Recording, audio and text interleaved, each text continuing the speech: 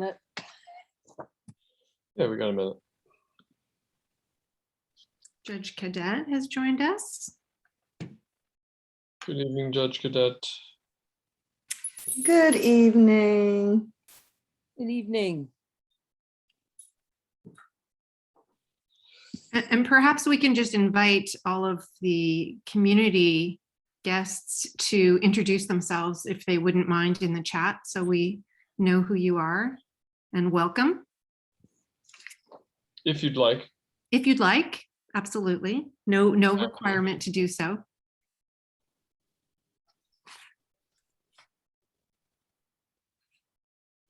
I'm Shell from the Pulse. Welcome, Michelle. Susan, it looks like we have a quorum, I believe. Do we? We have Armand. Well, I have you, Karen, Armand, Satvik, Johanna, and me. Is there someone else who joined that I didn't notice? I have 6, I guess. We need 7. We need 7 for quorum. Mm-hmm. Okay. Give it a minute then.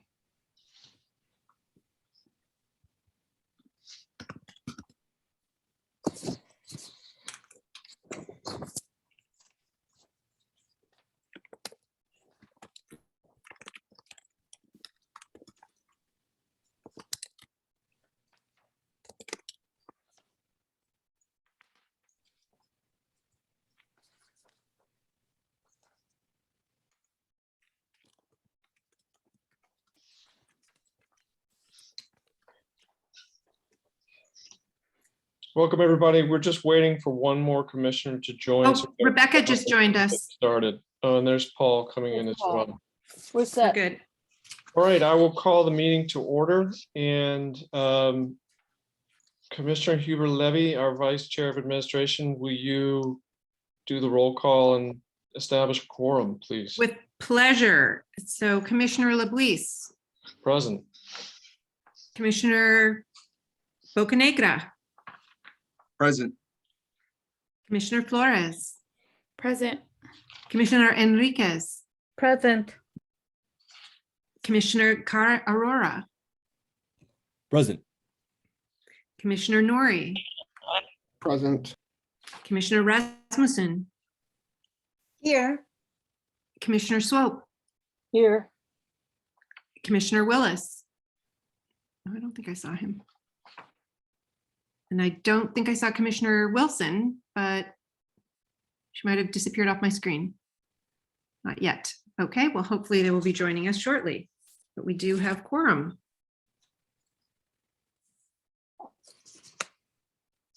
We're at I am muted. Item- Great. Go Yeah, ahead, item Susan, 3. please. Yes. I move that we adopt a resolution to meet remotely per AB 361. Terrific. Do we have a second? I second that. Oh, Commissioner Wilson has joined us. Hi, Commissioner Wilson.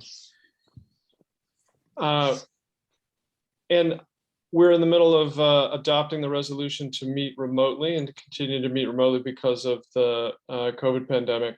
So why don't we, I believe the motion's on the table. Do we have any discussion about that? No, I don't think we need. No, okay, just wondering if anyone wants to talk about meeting in person next month, but we can table that. So let's have a voice vote to adopt this resolution to continue to meet remotely. So commissioners, if you could come off mute, all in favor. Aye. Aye. Aye. Aye. Great. Any opposed? Any abstentions? Okay, great. The motion is adopted. Thank you, Susan. I just wanted to give a brief welcome to everyone and let everyone on the meeting know that the meeting is being recorded. You probably got a notice about that when you logged in. But one other thing that I just wanted to bring to everyone's attention as we, keep recordings of this and also look at the chat log is that there's something called a private message, where you can message someone one-on-one in Zoom. And if you're not aware, those are actually captured in the log. So when we are doing minutes and we look at what happened in chat, because sometimes that's useful, then we can see those. So I just wanted to make everyone aware of that, since it's sort of deceptive. It says it's a private message. It won't be published anywhere, but just the people that are doing the minutes can see it. All right. So with that said, why don't we move on to the next item on the agenda, which is to approve the minutes from February. I move approval of the minutes from February 2022. Great, thank you, Susan. I second that. All right. Do we have any discussion about the minutes? Any comments or edits that any of the commissioners have on the minutes? Wow, wonderful. This could be a first in 2 years that I've been at the commission. Sorry, Oh, Susan's got one. All right, go Susan. as usual. On page 3, under Youth Services Camp, I reported that Nick Jasso is willing to speak to the YSC youth and the JJDPC commissioners, that he's willing to speak to the youth at the hall as soon as he can go in person. And that has been conveyed to Ms. Clark and to Ms. Stoffer. Okay. Any other comments or edits? All right, with that edit, I think we can do a voice vote on this one as well. Commissioners, if you could come off mute, and all those that approve of the minutes from February with Commissioner Swope's edits, say aye. Aye. Aye. Aye. Great. Any objections or abstentions? All right, the minutes are adopted. Thank you. Thank you, Commissioner Huber-Levy, for the excellent minutes with only one small edit. Pleasure. Next month, we'll go for no comments. Great. Good luck with that. All right. And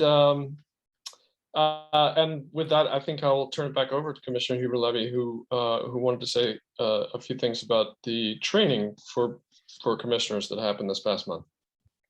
Thank you, Commissioner Luis. I just wanted to remind everyone that if you didn't have a chance to attend the training that took place early in March by the county for boards and commissions, it was extremely useful. There were a couple glitches, but generally super useful. So there is a recording available and a link also on their website to the newly revised handbook for boards and commissions. So I would like to ask all of our commissioners who hadn't had a chance to attend the training to please take some time to review the recording and also to review the handbook. I think it's super useful. And just a couple highlights that I found super useful were reviewing the role of boards and commissions.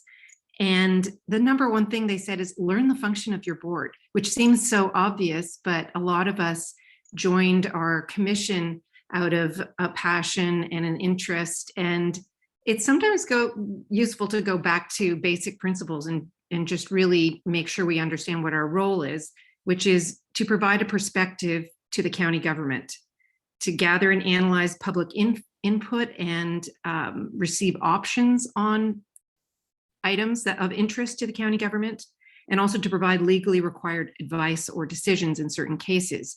And I won't go through all of our legally required actions because we will probably visit some of those in our operating policies. But I think it's extremely useful just to keep in mind that our number one role is to advise the county and the court. So that will guide us as we look at our operating policies later on, and also as we review our projects for the upcoming year. Thank you very much. Thank you. Do any commissioners have any other comments on the training or on Commissioner Huber-Levy's overview?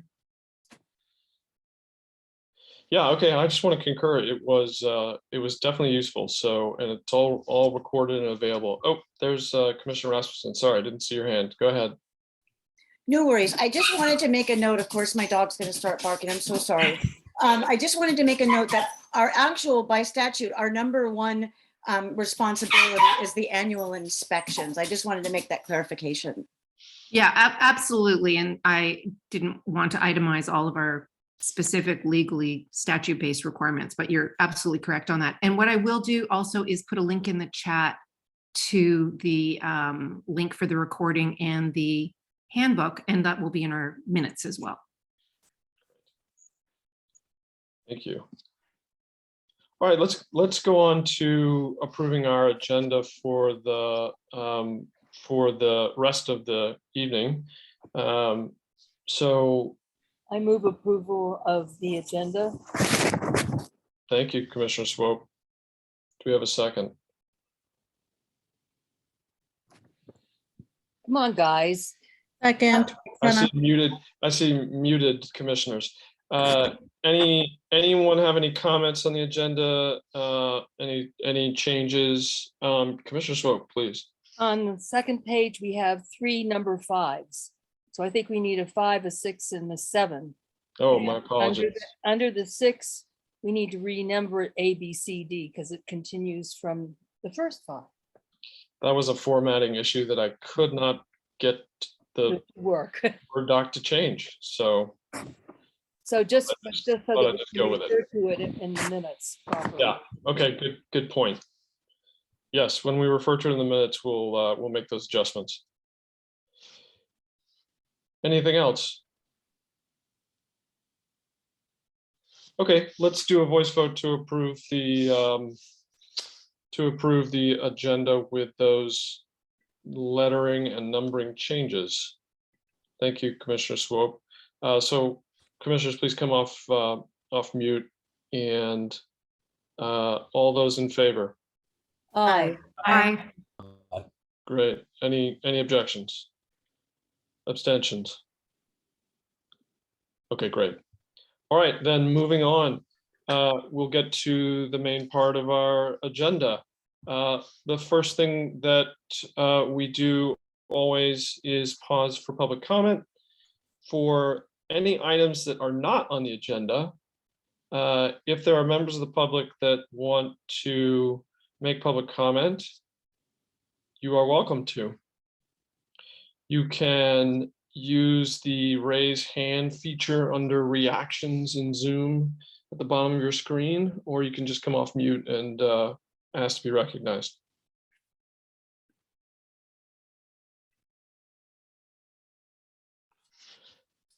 All right, hearing no public comment on the items that are not on the agenda, let's go on to updates from commissioners.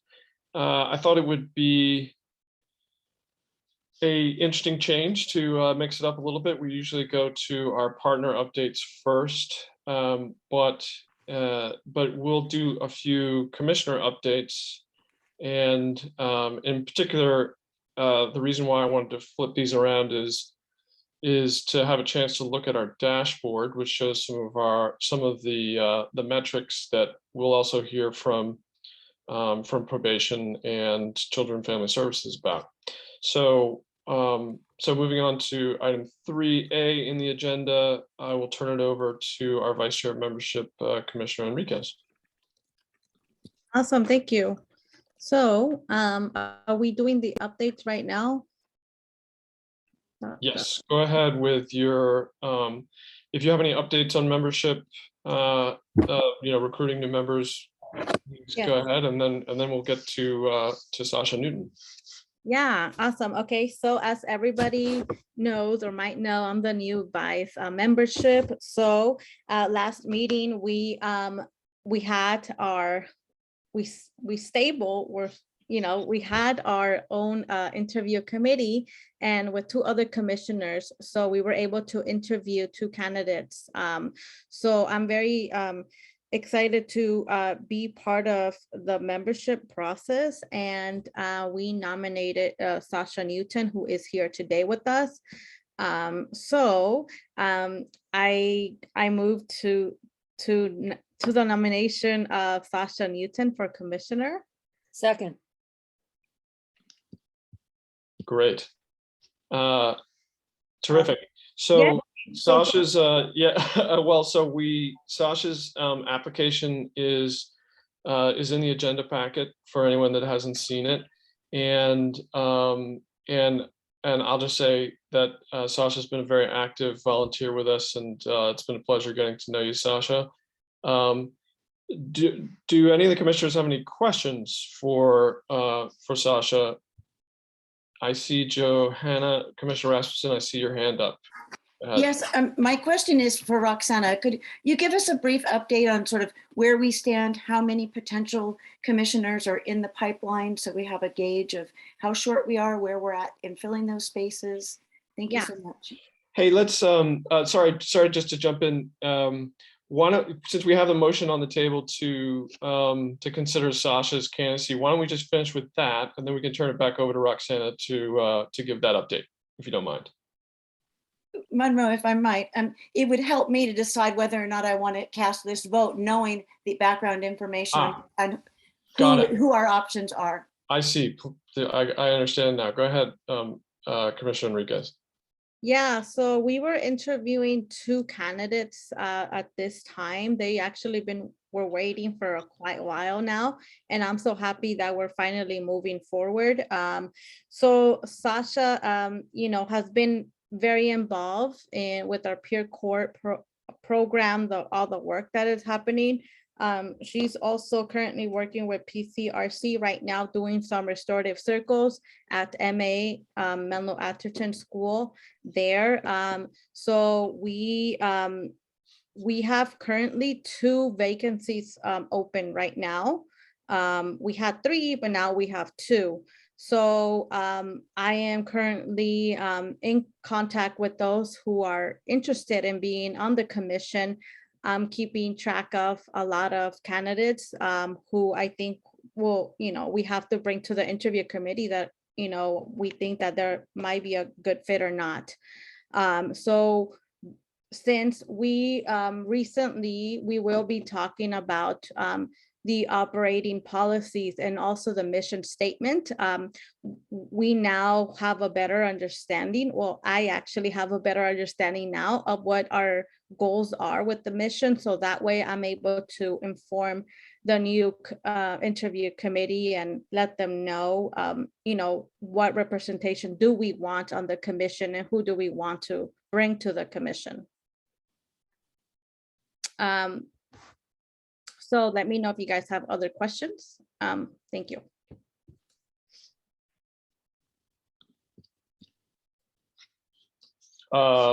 Commissioner Swope, go ahead. I would like to speak in favor of Sasha joining the commission. She's been working on the Peer Point project all along. I've had the pleasure of working with her and of observing how she handles herself, and she would be an extraordinary addition to the commission, and we would be fools not to have her with us. Thank you, Commissioner Swope. Commissioner Huber-Levy.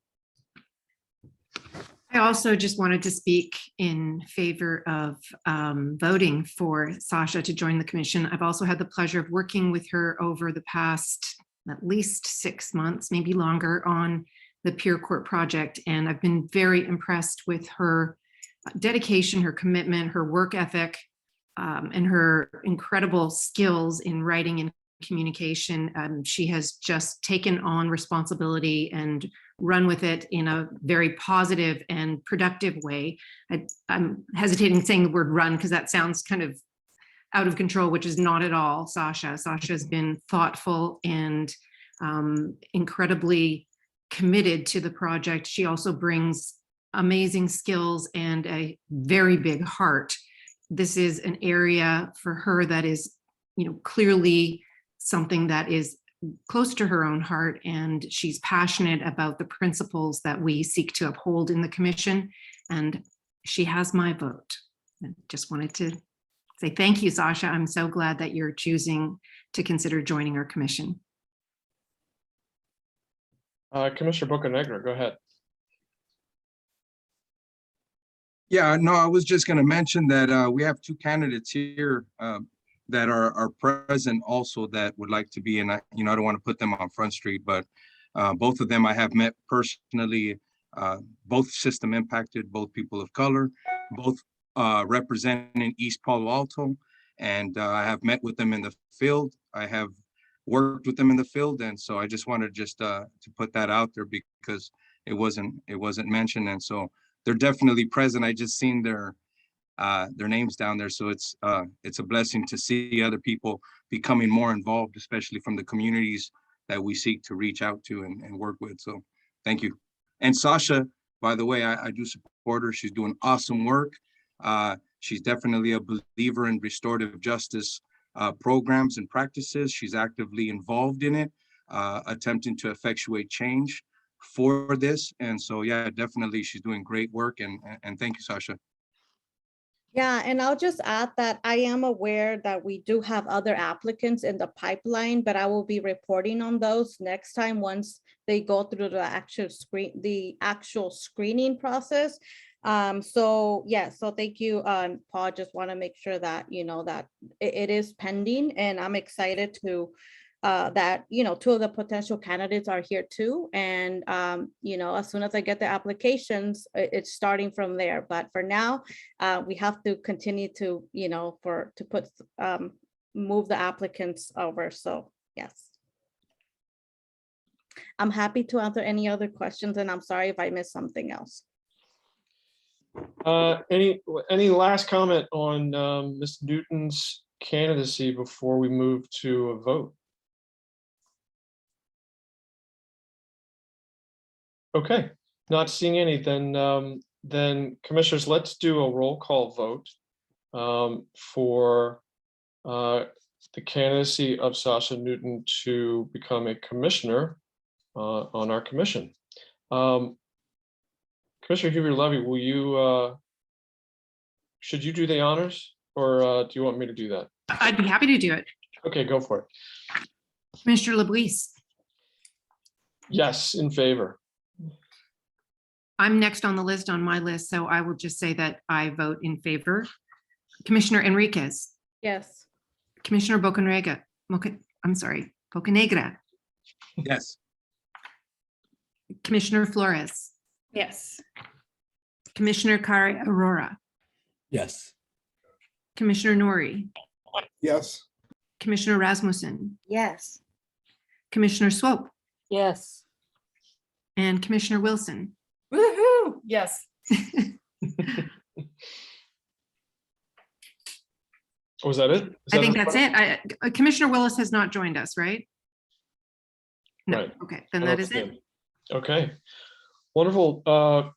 Congratulations, Sasha. Now, I think, as you know, the next step in the process is to forward your application to the juvenile court judge and then it gets forwarded on to the Board of Supervisors. So they all still need to approve, but we're not expecting any objections. So we are looking forward to having you join the commission. And would you like to say anything?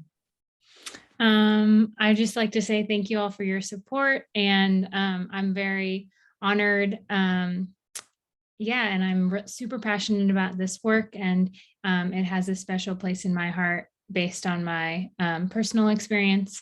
And yeah, thank you all. Great, wonderful. All right, then, moving on to our next item. Commissioner Enriquez, I don't think you had anything more to add about membership, correct? I guess I'll just add that we are always welcoming new, potential commissioners, whoever's interested in this work. I really encourage you guys to please continue to attend the meetings and also apply. Once you guys have completed the 2 meetings, and then I'm happy to receive your applications and read them and go from there. And I'm also going to be doing outreaching to some specific communities that I think, that we need to have voices here as well. That's all. Thank you. Great. And I'll add that if anyone has any questions about serving on the commission or wants to find out more because you're interested, you can always email the commission at San Mateo JJDPC@gmail.com. Okay, so the next item on the agenda is an update from Commissioner Rashfordson on marketing and social media website. Thank you so much. So just to sort of carry over from what Commissioner Enriquez just said, I'd love to collaborate on anything that you're working on your outreach, and we can do that on social media or whatever you'd like to do. So we had sort of a big event happen with our website unexpectedly this month. On March 7th, our website and other Commission County websites were updated. And unfortunately, that update wiped out our website almost entirely. And there was not a backup of our website. And so the county is now recreating what was. And so that has been a lengthy process. I just received an update this morning that they've probably been able to restore about half of what was there, but it is going to be a lengthy process. And if anyone, I've only been here a little over a year, so if anyone has some notes they can share with me about what they knew to be on that website, because we're going off of memory. The county's going off of memory, and I'm going off of memory to rebuild that. So hopefully it'll be 2 or 3 more weeks. And I know that a lot of us are working several hours in the community, and we're giving these links and we're saying, check out our work and our reports. And it puts us in a very bad position to have to be without this information for such a lengthy period of time. But please know that I'm working on it and the county's working on it. And I don't think it was certainly unintended. And we didn't have any warning to collaborate on it. So that's where that stands with the website. Our social media campaigns are moving forward. Our following is growing steadily. It's not in leaps and bounds, but we have a steady following that we're improving. Engagement is up. And we just launched our week 6, which was Commissioner Enriquez on the spotlight, the Commissioner Spotlight. And we're looking forward to doing Commissioner Duddy and Flores and Swoop coming in the month of April. I think that is about all for that right now. Does anyone have any questions for me? I see Paul. I was just saying, good job. You were highlighting Roxana and Steve Duddy and everyone's work. So great job. And if I could help by maybe sending you some controversial posts, let me know so I can put them on. I'll just play. Good job. Good job. Thank you, Paul. Thank you. Commissioner Swope, I see your hand up. Are they talking about perhaps backing things up from now on? I mean, that's pretty basic. I would hope so. They changed like the entire platform. So they have like a live feed that scrolls through, that scrolls the Twitter feed and social media. So I think they transferred to a whole new platform. And so that, yeah, so, you know. Things were lost. Even individuals are told to have 2 backups. And an organization as large as the County of San Mateo should certainly have secure backups. I'm flabbergasted. Yeah, I share your frustration and your surprise, but we're certainly doing everything we can to rectify it and get back on track. Well, one thing that I will commend Commissioner Rasmussen for, in addition to all the hard work on this, is that in the social media, in our social media bio or profile, I should say, like on Instagram, there is a direct.me/JJDPC page that the public can go to, and some of what used to be on the website you can get to from there. For example, the dashboard, which Commissioner Carriera is going to go over in a minute. on that note, Commissioner Rasmussen, could you just give him co-hosting capability for the so that he can share screen when we get to that agenda item?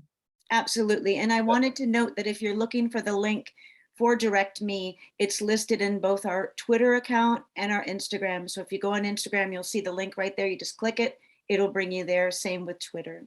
Yeah. Commissioner Enriquez, I see your hand up. You have a question? Yeah, just a comment. Thank you, Commissioner Rasmussen, for doing the interviewing to my spotlight. You're very patient, and I just want to say thank you so much for making that space and creating that space for me. So I just want to, I see the hard work that you're doing on the media, and I really, really appreciate it and very thankful and grateful that you're doing this. So thank you. Thank you very much. I appreciate that feedback. Thank you. Okay, if there are no other questions or comments, and I would invite comments from members of the public as well, if you have any on this agenda item on social media and marketing. No, okay. If there are none, then let's go to the next agenda item, which is Commissioner Aurora. And he's going to give us a quick update on the work he's been doing on the dashboard. Awesome. Thank you, Monroe. So as Commissioner Rasmussen mentioned, a lot of what we had previously on the website was lost, and that does include the link to the dashboard. So I will put it in chat so you can follow along with me as I screen share. All right. So Monroe and I have been working on updating the aesthetic to the dashboard, changing the graphs to follow a more logical order, and working on getting them updated quicker. So right now, everything is updated to the latest information we have, except for the ones that are reported by probation, which we now have the information for February, which I will be updating soon. Otherwise, all the graphs should be the most recently updated. And this is the order that we decided made the most sense going forward. Hopefully, we can use the dashboard more in the future, both as a benchmark to previous legislation and to inspire further change. The annual and monthlies both remain. The annual remains pretty much unchanged since its inception because we haven't received the 2021 data yet, but that should be coming in soon, and then we'll be able to see how things have changed. And that's about it. Commissioner Wilson, raise your hand. Yeah, thank you. So I just wanted to clarify, you say youth on probation diversion. Does that mean informal probation, or does that mean a deferred entry of judgment? The way we have it set is, Monroe, you might take the question. Yeah, there's a definition. Oh, I there, see. I see it. Thank you. I got it. Yeah, there's Okay. a definition there, but I believe this is informal contract with Okay. Informal probation. Yeah, when the probation department reports its numbers to us in this meeting every month, Ms. Stauffer refers to it as youth on informal contract, I believe. I think it would be useful to also be looking at how many youth are entering the assessments, entering informal probation, because contracts are 90 days or 6 months. I don't know whether to take these numbers and divide it by 3 for 3 months or 6 for 6 months. I think that's a piece of information I'm interested in, but I really like all the changes you guys made. And I'm thrilled that this is available, so thank you. And to be clear, Commissioner Aurora is the one making the changes and doing the work. I'm clear on that. I just check in with him and provide a little guidance. Yeah, we wanted to bring it up to date and have all the months and the different charts align. And I wanted to give this update and give people a chance to take a peek at the dashboard before we hear updates from probation, because the numbers that they provide each month are get incorporated into the dashboard. So this gives you some sense of trends, recent trends.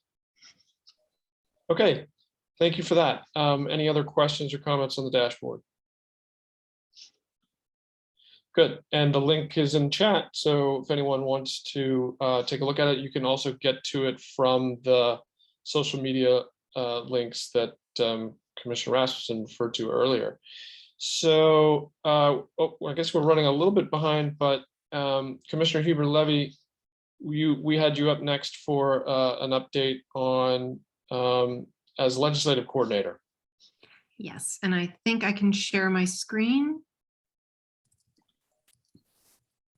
Oh, here we go.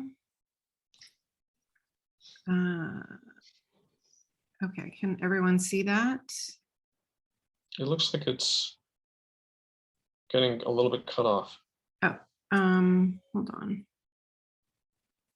What did I just do? I just did something. Your screen sharing is paused. Well, I'm going to start all over.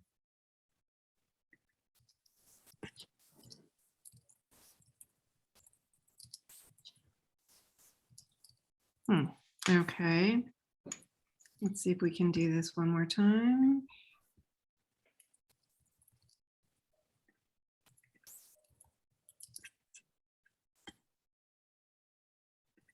Sorry.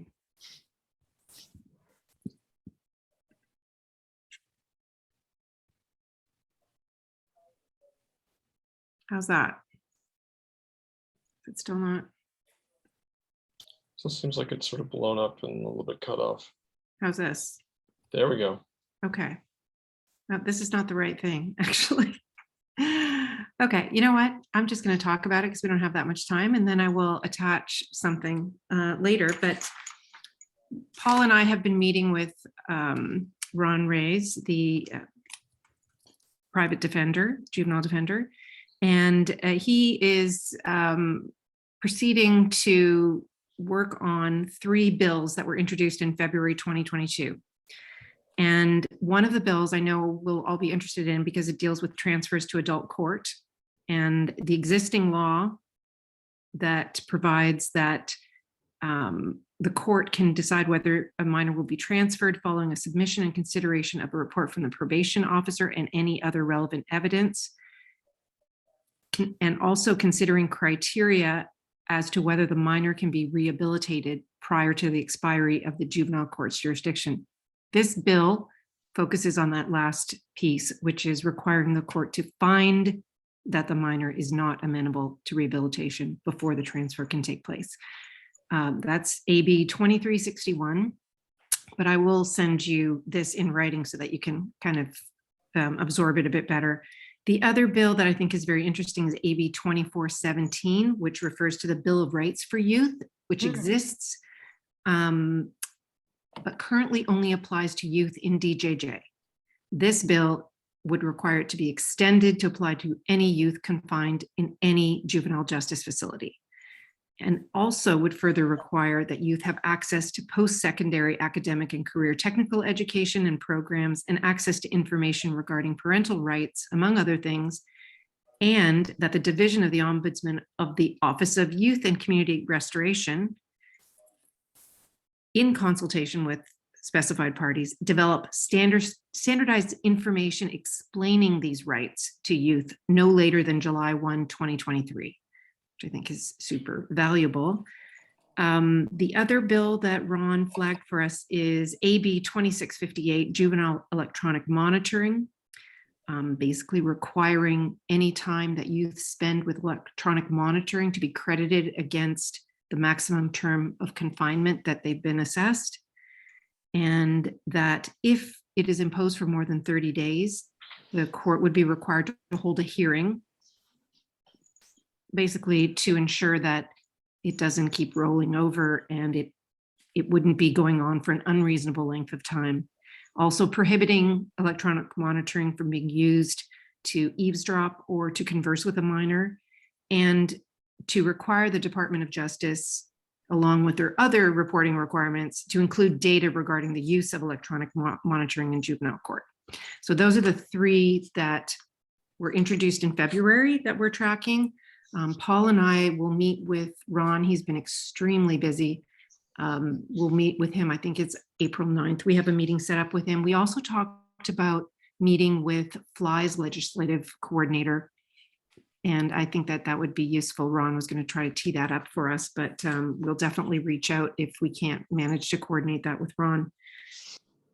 So I would like to also make the offer that if anyone wants to hear anything more about this legislation or has any particular areas of interest that they'd like to, that they've come across or they'd like to, for us to look into, to please let Paul or myself know, and we will be sure to include that when we do a review.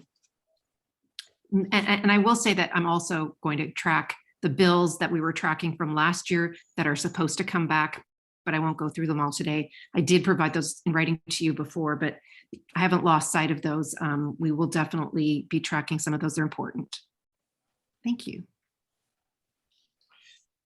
And just to clarify, these are bills of the state legislature that have been introduced and are moving their way through the process. Right. They've been read in assembly, and I think all three of those are going to the public safety committee. Mhm. Okay. Thank you for that. Commissioner Rasmussen has her hand up. Question? Thank you. Karen, Commissioner Huber-Levy, could you please list the three bills just by number again, please? I can put them in the chat. Thank you very much. much. That'll be easier. Yeah, I'll actually put a link in the chat to the document I wanted to show you. Okay, great. Any other questions, or is there any public comment on legislation as it pertains to juvenile justice?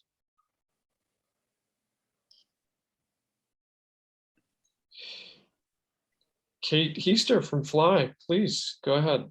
Hey there, just because I know we were mentioned, I will just tell you our policy associate's name is Colin Ford. It is colin@flyprogram.org, and you are welcome to just introduce yourselves and reach out to him, or if you want me to make an introduction, but he will certainly get back to you because I'm sure he would love to talk with you as well. Thank you, Kate. That's great. I will definitely, we will reach out to him. Thank you so much. Chat too. Thank you. I appreciate it. That sounds like a useful collaboration for sure. All right, let's move on to the next item on our agenda, which is section 4, item A, getting updates from our system partners. And since we saw the dashboard recently with some of the numbers about kids on probation and so forth, it seemed like a good order for me to put the update from probation next. And my understanding is that Ms. Stoffer's on vacation, so Ms. Clark, you're gonna take it all this month. Is that right? That's correct. All right, go ahead, please. Okay, so for juvenile hall, we currently have 19 youth in custody, 18 male and 1 female at camp. We've resumed in-person services, and beginning next week, all court will also resume in person. As far as juvenile services, investigations and assessment currently have 131 cases from February, with 114 supervision cases, 5 youth on informal contracts, 3 youth at DJJ. We still continue to have 0 youth at placement. We have 6 youth that are non-minor dependents, meaning they're in extended foster care. We have 8 youth with gang orders, and there are currently 18 juvenile probation officers. Yeah, is there any questions? I see This is Sam. Mr. Wilson with her real hand. Non-virtual hand up. Yes. I was just wondering if we need to be concerned that with the population so low at Camp, whether the program will continue. And I say that based on having heard nothing. There's no rumors that I know of. Right. I think right now we're still, everything's good. I mean, we still are running our GEP program, our Girls Empowerment Program. So there are still services there pretty much on a regular basis throughout the day. And we have our contract with Sonoma, and I do know we have 1 youth in the pipeline. So we'll see. We'll kind of see what happens. Ms. Clark, the one youth that you mentioned earlier is residing at Camp Kemp, correct?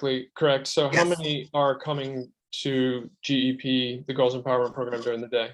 I believe there's 4 GEP there during the day. Okay. Commissioner Enriquez, I see your hand up. Yeah, thank you. Hi, Ms. Clark. Thank you for being here. I guess my question will be about the Why Try program that you guys have at the juvenile hall. I'm wondering, I didn't see that be part of the local action plan. I didn't see it in there. So I'm just wondering, I heard really good things about it. I did research myself. So I'm very excited because it contributes SEL. So I just want to hear a little bit more about, what's the update with that? So I'm not really sure. I don't know what's in the action plan. It probably should be a part of that because we do have staff that are actually currently running the program. And the good thing about that particular program is that the group can be held, whether it's one youth or many. So our current long-term or post-adjudicated, or not post-adjudicated, but the youth who've been in custody for a little while, our more long-term general population unit, the program is being ran on currently. Oh, got it. Okay. Well, thank you so much. I think that's a great thing that you guys are doing with the youth. And then I will just share the link for everybody too. If you guys want to check it out, I think it's great. Thank you. Yep, that's all. Thank you. Commissioner Rasmussen, do you still have a question?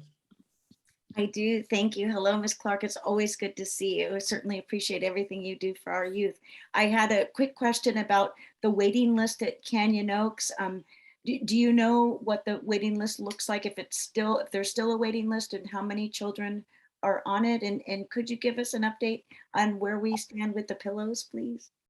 Okay, so I could do the pillows. Canyon Oaks is, I believe, under DHS, so we don't have a say, or I really know much about, what their waiting list is and what the process is for youth to be admitted there. As far as pillows, I've been working hard with Tom. We tested out a few, and I believe he selected some, so we're just waiting on the order to come in. So yeah, we've made a lot of progress. It's county way, so it takes some time to get samples and have them come in. And then, when they're over certain prices, we have to get them signed off on, but it is in the works. I appreciate you. Thank you so much for doing all that work. I'm so grateful. Thank you. Just thank you. for context for anyone that might be new to the meeting, could you just give maybe like a couple sentence background on what we mean by the pillows? Okay, so the commission comes out and yearly does an inspection of our probation facilities. And one of the recommendations were to, for all the youth that are in custody to have pillows. And so it's been a while. We had something that was kind of made into the mattress, but not an actual pillow. And so we went ahead. I think the recommendation wasn't unrealistic. It was actually, a good thing. And so I worked with our housing department to go ahead and order pillows for the youth in custody. That's great. Thanks. Commissioner Bocanegra, go ahead. Thank you. How you doing, Ms. Clark? Thank you so much for the work that you're doing there for the youth at our YSC. I just have a quick question. What is your #1 restorative justice program that you believe works there at the YSC for most of the youth that there as regulars?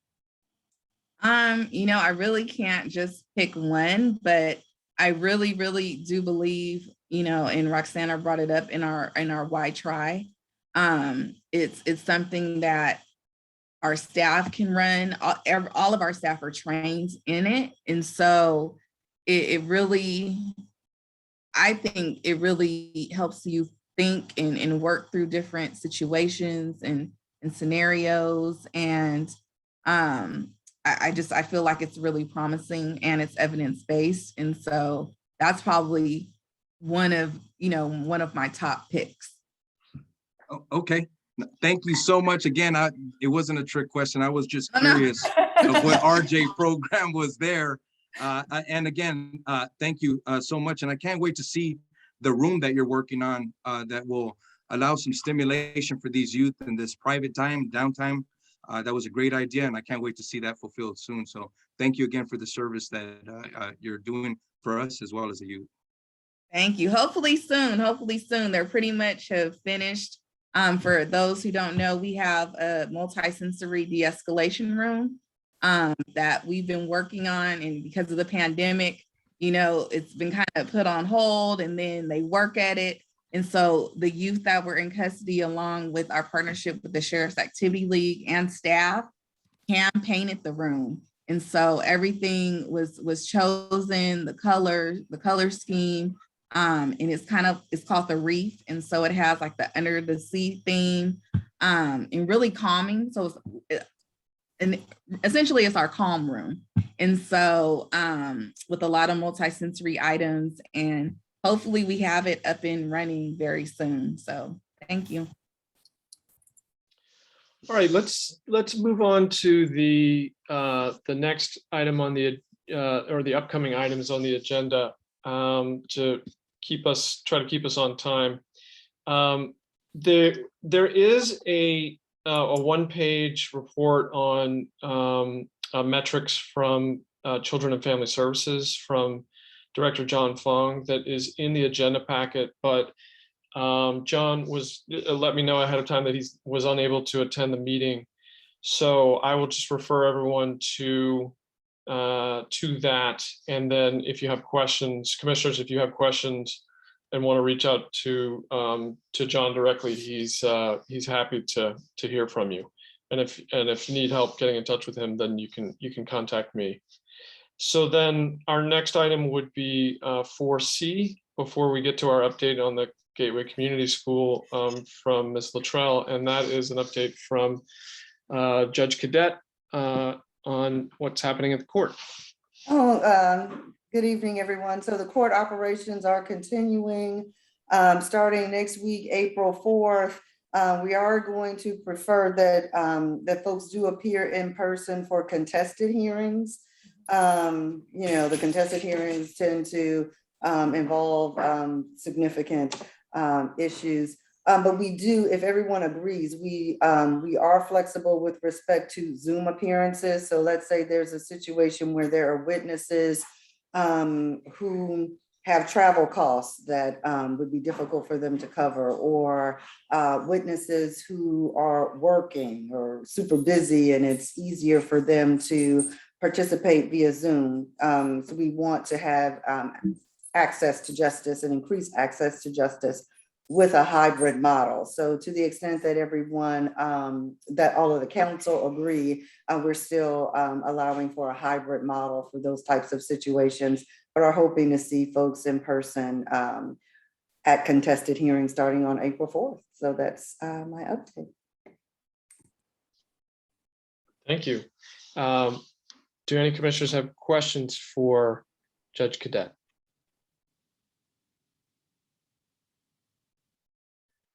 Commissioner Rashfordson. Thank you. So, Your Honor, is it still possible for commissioners to attend court on Zoom going forward? Oh, yes, that is possible. And you're always welcome in the courtroom as well. We always it's very nice to see you all. Commissioner Rasmussen, I've seen you in my courtroom several times, so you all are always welcome. And I think attending probably gives you a broader perspective of what's going on in the system. So it's not just an idea, but you get to see how these things are playing out in the courtroom. So you're always welcome. All right. Thank you, Your Honor. We will move on to the update from the County Office of Education on the Gateway School. The last couple of meetings, Ms. Luttrell has told us about some upcoming changes that may be coming to Gateway. And so we asked her to come back and give a slightly longer update. and recognizing that still things are still kind of in process. Janae, we'd love to hear your longer update about what's happening at Gateway Community School. Sure, I'm happy to be here. Thank you for granting me a few more minutes to talk a little bit more about what is at play at Gateway. And before I begin, I'd like to recognize that we have our board president, Beverly Gerard, is here this evening. So I'm happy that she's able to join the conversation also. Welcome.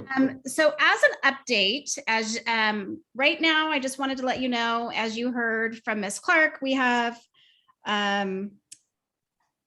one referral at Camp Kemp. We have, and as a reminder, sometimes students will be, or everybody's a student to me. Sometimes, youth will be enrolled at a place, but may not be enrolled in our schools program. So as they've been serving 4 students at Kemp and GEP, we only have one referral that's on its way for that person to become a student. At Gateway right now, we have 16 students. At Hillcrest, we have 15. And at Canyon Oaks, we have 12. And for the question earlier, I don't know what the waiting list is at Canyon Oaks, but we are full. But as you heard, we have 16 students at Gateway. And for those of you who have been on the commission for a while, throughout the years, we actually had sometimes up to 80 students at Gateway. About 6 years ago when I arrived, we had anywhere from 40 to 60 on a regular basis. But for a variety of reasons, most of which I would say are quite positive, districts have moved to serving more and more of their own students. And what we know through a school to prison pipeline and through exclusionary practices, we know that students staying connected to their home district is the best. And we're happy that many districts in the county have been able to do that. And many districts are reconsidering dynamics around, ways to support students to be successful through restorative practices, through reconsidering what disciplinary procedures happen. And at times, schools have excluded students. Sometimes those students were in the greatest need of education. So with all of that being said, we continue to serve students, and our job at the County Office of Ed is to really serve students that are unable to be served by the districts of residence is what we refer them. So we serve moderate to severe students with special ed needs, so with disabilities that are greater than what many of the districts are able to serve. As you all know, we are the educational entity for Hillcrest and Kemp. We also are the partner for education in Canyon Oaks. And then with Gateway, we stepped in and we have been serving students, most of whom who have been expelled out of their districts. And what I'm happy to say in all of our programs is that our enrollment has been declining. And that's a good thing. That means more and more students are staying in their district of residence.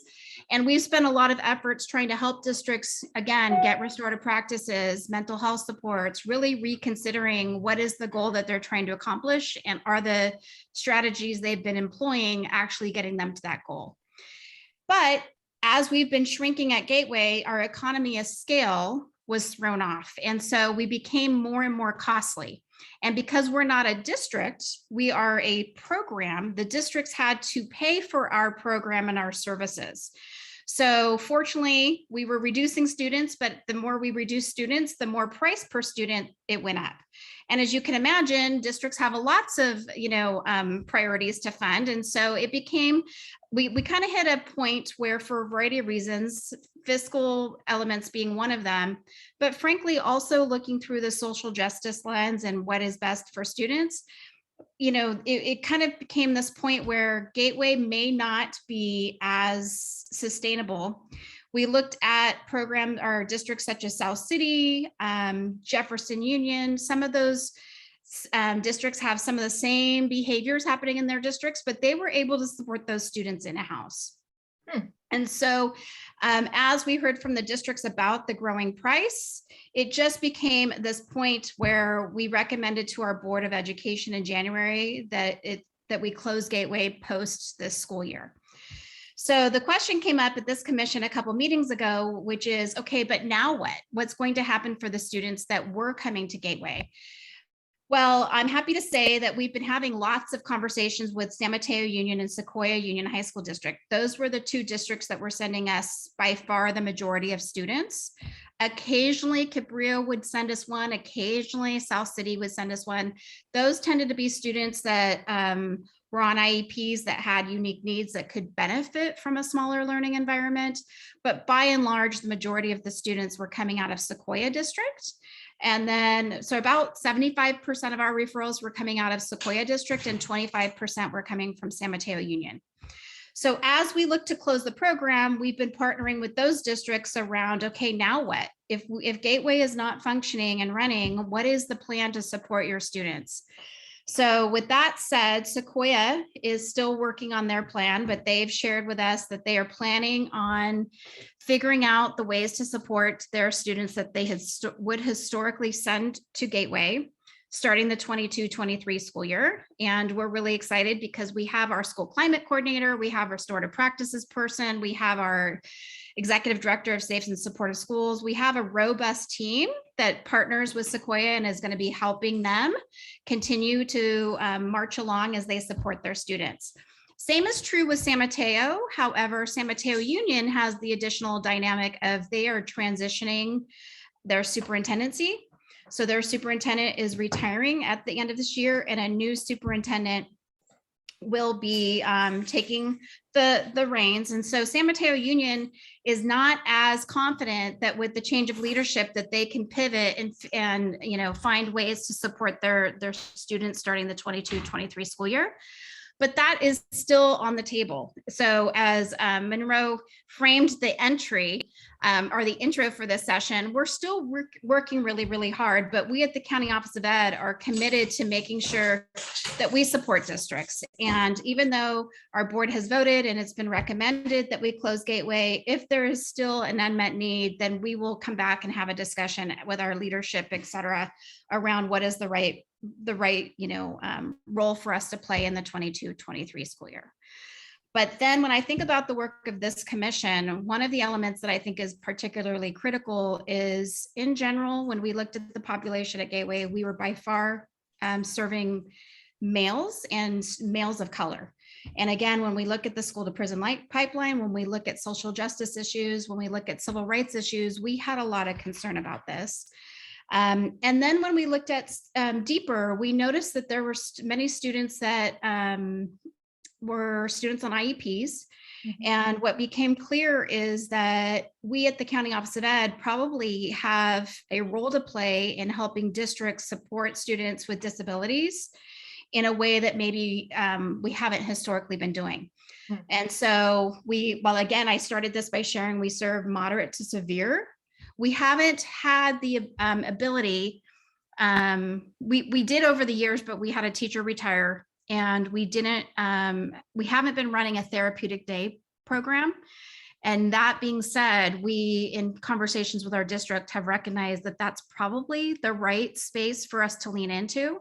So we're actively working to build a therapeutic day classroom for high school students, most of whom will be students that are identified with ED as their primary disability. Mm-hmm. And the plan will have that for that classroom to be very restorative, lots of content experts. So we will have the properly credentialed teachers as well as special education teachers, but with probably a full-time therapist embedded into the school program, and with many of the rich partnerships that we've been bringing to the Gateway program.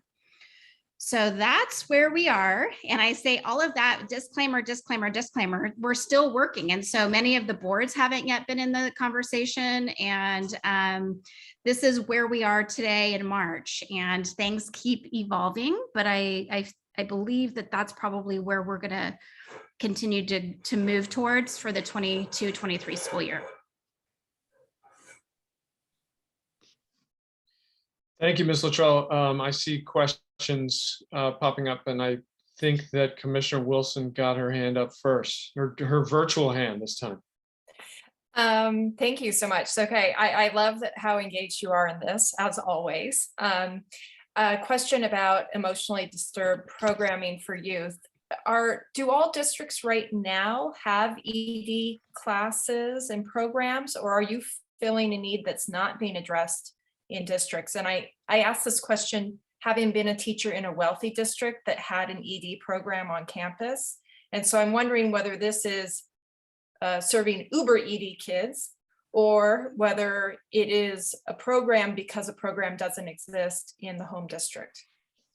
So I think it's a little bit of a mixture. As we talk about San Mateo and Sequoia, they actually do have a nice array of internal services to support many students. However, they still have some students that are not thriving in their current programming. And sometimes there are a change of location, even though, as you just heard me talk about, like, removing students from their district of residence is not preferred when we look at the body of research.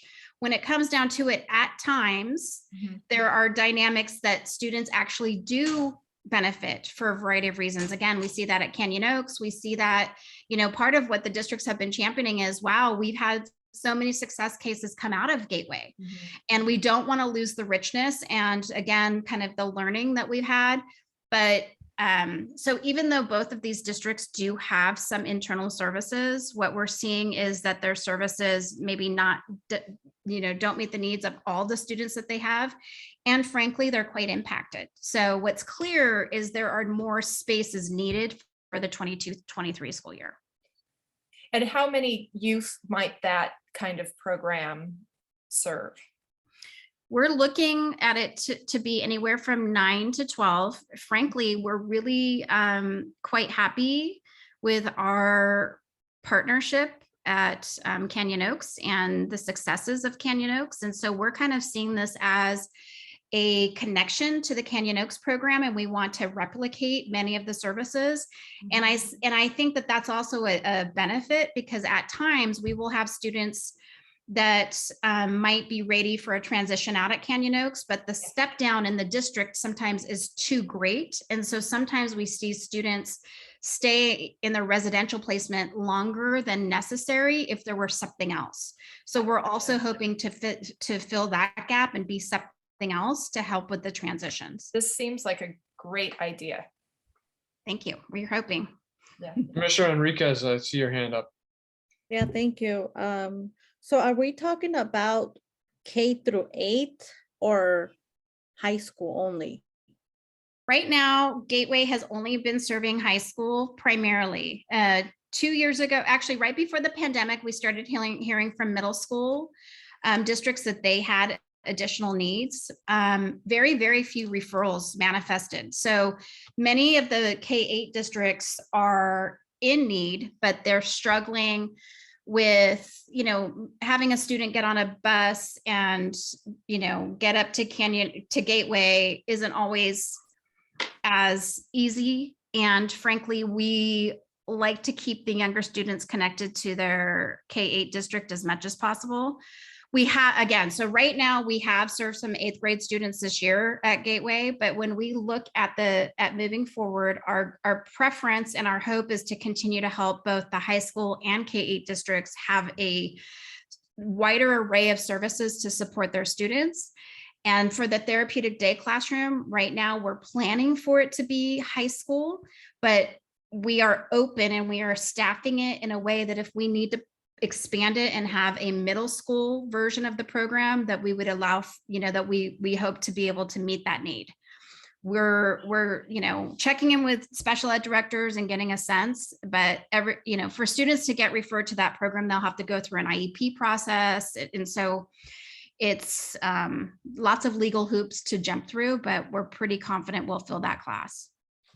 Okay, got it. Thank you. And do you, because I am also a parent, and my son was actually diagnosed with ADHD when he was very young. And I said, as a parent, how can you diagnose a child when they're 2 years old? So I wanted a second opinion, and I had my own, my questioning, did my research. Next thing you know, the school puts him, an IEP. The doctors recommended that IEP, but then the school tells us that IEP is not, he doesn't need to. So then they put him in the 504 plan. So, at the same time, especially during COVID times, I, as a parent, kind of wanted to get my son into an IEP just so he could get the support that he needs. And I'm sure there's a lot of parents out there that, we are pushing as well to schools so we could get more support for children, and we don't see that happening. And sometimes we don't have any other option than having to go to doctors and, having this be a diagnosis, a labeling thing. So I just wanted to share that for now, but thank you for everything. And I'm going to miss Gateway. I actually attended Gateway when it was at the old Hillcrest. And it was very nice to see a lot of the staff still working there, like Mr. G still working there at Canyon Oaks.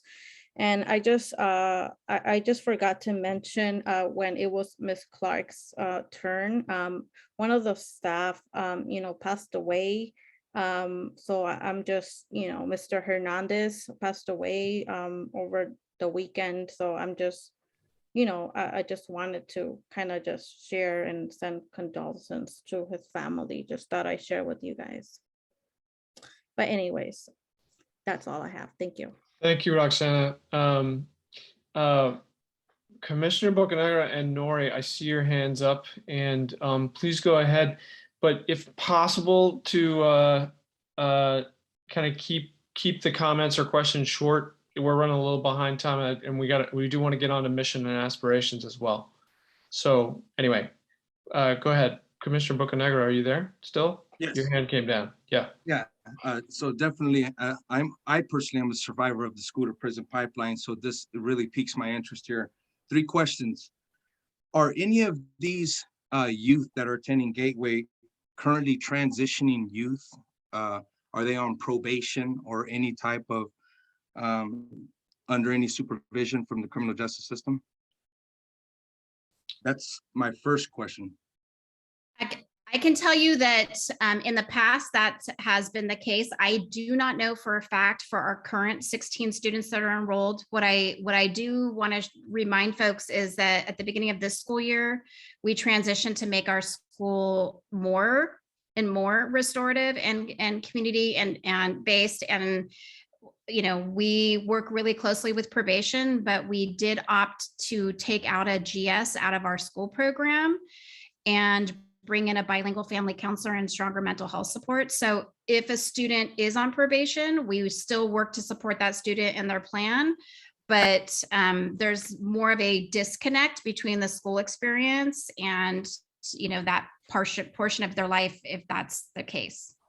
Thank you so much. Second one, distance. Many of these kids, I assume, may be underserved, and you had named 2 places, current locations that they may be transitioned into, and that is San Mateo Union and Sequoia. Is there going to be some sort of ride assistance if that is the case, that there may be, we're transitioning, we're moving, we're shifting around. However, are we being client-centered here or youth-centered as we're making these adjustments? Good question. So actually what happens now is they come from those districts and they get bused to us. One of Sequoia has a school bus that brings students, and then San Mateo Union provides tokens for students to ride public transportation. The good thing now is students will go to school in their community. And so the district, if the student qualifies for transportation within that district, the district will provide it. But hopefully it's much less of a distance because it's down the street and it's connected to their neighborhood friends, et cetera. And they'll be getting served, at home. Yeah, thank you. And lastly, as a restorative justice practitioner myself, is there, many people say that they are practicing restorative justice, and with these kids here, these youth here that are currently attending Gateway, I haven't heard of any program or mention of these youth possibly being restored back to their natural environments, which is part of restorative justice and practicing restorative justice, is some sort of roadmap of restoration so that they may rejoin their natural community at their high school that they were possibly maybe ostracized from before they ended up here at Gateway. Is there any type of program or discussion surrounding a roadmap of restoration for our youth who have made some bad decisions? Yeah, actually, so as a school program, we adopted restorative practices 5 or 6 years ago. And with that said, so it's how we do and exchange and communicate with students. However, the transition is a lot of adult talk often, and it can be confusing adult talk. And frankly, it's education adult talk, which is confusing for folks that aren't education adult, right? And so we recognize that we need to do a better job being student-centered, family-centered. So we brought in a bilingual family counselor who spends a lot of time as students come in. We already immediately start working on the transition plan to get them out. We make sure that all the credits and all the supports are happening and get back to their districts. But then this year, we also brought on 2 youth development specialists with lived experience to work with the students and really help those students further develop their own voice and agency and better connect back as the students transition. Survivors of the school to prison pipeline lived experience, or just criminal justice involvement lived experience? Survivors of school to prison pipeline experience. Awesome. Good job. Thank you so much for the information and the presentation today. I've learned so much. Congratulations. Thank you. Commissioner Nori, go ahead. I just have a really quick question. Like in pre-pandemic times, how many students would a district like Sequoia refer to Gateway in like a school year? Well, I can tell you that under the funding that we have, we can only, Sequoia has been purchasing 15 slots and San Mateo has been purchasing 5 slots. So at any time we would have up to 20 students, and, so it wouldn't be just the 15 at times, it might be like 22 or 23 total cumulative in a year. I can tell you the high of this year was at 21 and we're down to 16. And that's because I'm happy to say we've had some graduates. But off the top of my head, Nori, I don't have that data. I can pull that data and get that data over the last couple of years of, in general, cumulative, how many students are served in a year. All right. Okay. Thank you. Commissioner Huber-Levy, I see your hand up, but I'm going to ask that we. This move on is to the just next very, very item. quick. This is not a question. This is just a Okay. comment that I saw an Yeah. announcement from the County Office of Education, Janae, that you will be moving to San Diego. And this may be your last meeting with us. Well, fortunately, it's not. While I'm going to be a full-time grandma, I am still going to be supporting some of the work at the San Mateo County Office of Ed, and this is one of the portions I'll be supporting. So Wonderful. you're not rid of me yet. I'm still here. glad to hear that. Glad to hear, and congratulations, Janae. Thank you. All right, we have about 45 minutes left. We're about an hour and 15 into our scheduled 2 hours, and we still have 2 pretty substantial agenda items to get to. Again, Ms. Luttrell, thank you so much for that and answering all the questions. And of course, this is still kind of work in progress, so we look forward to hearing updates on it in the future. But we need to, I think we really need to get to those other items and maybe have a few minutes at the end for other updates. So those 2 items are, one is report back from the committee that has been working on mission aspirations, operating policies, and also a survey that we took of commissioners on projects that kind of follow from those mission aspirations. So that's the first thing. And then the second is that in the last year or so, there's been a committee working on surveying and understanding diversion programs in the county. And Commissioner Swope was leading that up, I believe, and submitted a report. So we wanted to have some discussion about that as well. So have a stretch out. We've still got 2 big items to go. Let's move on to the report from the Committee on Mission Aspirations and Operating Policies. So with that, I was part of that, but so was Commissioner Bocanegra, Huber-Levy, and Swope. I didn't leave anyone out, right? It was the 4 of us. Yes, me. Oh, sorry, Commissioner Enriquez. I knew it. See, hour and 15 in, and my mind is already starting to slip a little bit. I think that the first step was to revisit the mission statement, and Commissioner and last month, Judge Atizadi asked us to review that with County Council. So anyway, I'm going to screen share what is in the agenda packet so that we can see the words on the page, and Commissioner Bocanegra is going to take it away.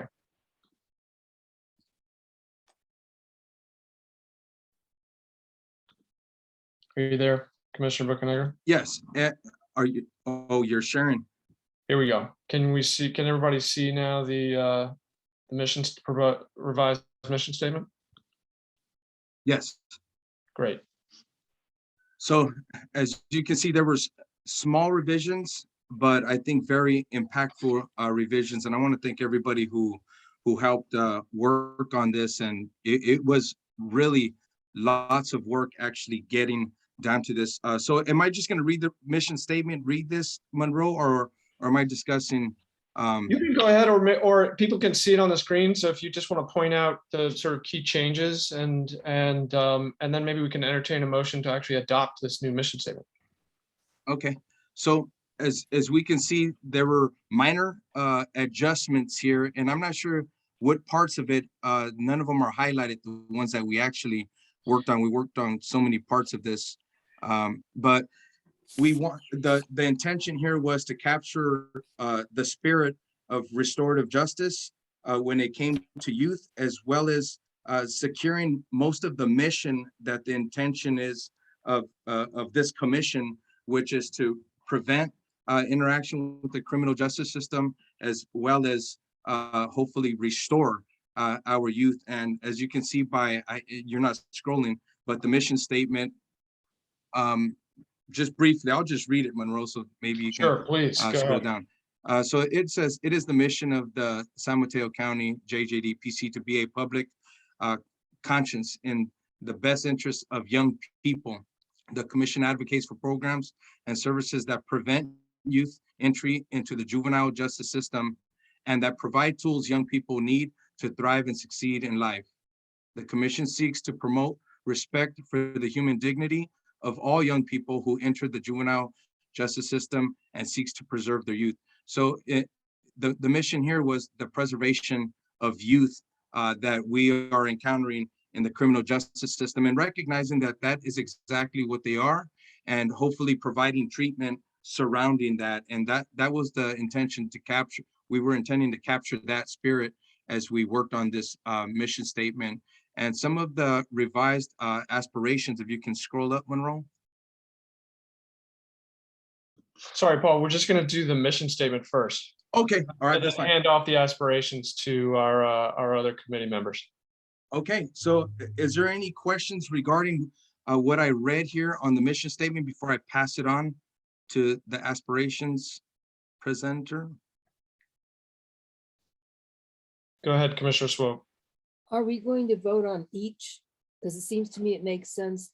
We're pretty familiar with the mission statement. Would you like a motion to approve that so that we can? Yeah, I think it would be a good idea to vote on each, just so we can put the mission statement aside, and then when we get to the aspirations, which people may be a little less familiar with, we can have a longer discussion. Okay, although I move that we accept the proposed revision to the mission statement. And I it doesn't second. need a second because Doesn't need this is a committee. Committee, right, exactly. I'm just going to stop the share for a second so that we can see all the commissioners. Commissioners, any discussion or questions before on the mission statement before we move to a vote? Commissioner Rasmussen, I see your hand up. Thank you. Just a clarifying question. Have there been any changes made to these since our last meeting? I know the intention of waiting was to go back and get some legal clarification. Have there been any actual changes to this verbiage since our last meeting? There have not, and it was my to-do to go consult with Judith Holber, our county counsel, and she reviewed this mission statement and gave it the thumbs up. So it's the same as it was last month. All right, let's move then to a vote to adopt this new mission statement. So why don't we do that with a roll call? And I'll take this one, Commissioner Huber-Levy. I'll just call them out as I see on the screen. Commissioner Swope, Yes. Commissioner Rashfordson. Yes. I will also vote now as a yes. Commissioner Huber-Levy, Yes. Commissioner Bocanegra, That's a yes. Commissioner Aurora, I say yes. Commissioner Enriquez, Yes. Commissioner Wilson, Yes. Commissioner Nori, Yes. Commissioner Flores, Yes. and correct me if I'm wrong, other commissioners, but I think I got everybody. Great. And I think that's enough votes, and the motion passes. We adopted a new mission statement. Wonderful. All right, let us move on to a presentation of the aspirations. And so I am sharing those now. I'm going to this verbiage here up at the top that I'm going to scroll past is just something from our strategic plan. It's not a change to any verbiage. So we've had 3 aspirations, and you can see we're proposing 5, and I will turn it over to was it Commissioner Enriquez or Commissioner Swope who's going to go first? Thank you, Commissioner LaBouisse. All right, go ahead. With regard to the first aspiration, it simply broadens the old one. We've added just a few things to it. So it now reads, the voice of communities most likely to be affected by the juvenile justice system. And then we added, and the organizations that serve them. And so that's one thing we added, and the organizations that serve them are heard regularly by the San Mateo County Board of Supervisors and other appointed and elected office officials in the county.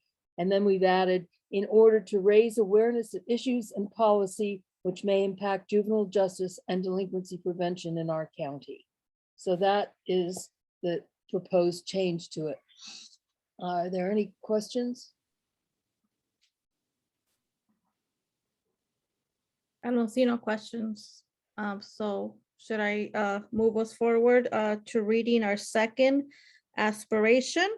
As you can all see, all youth in San Mateo County and their families have convenient, affordable access to high quality mental health, substance abuse, restorative, and other programs and services they need to promote their health and success.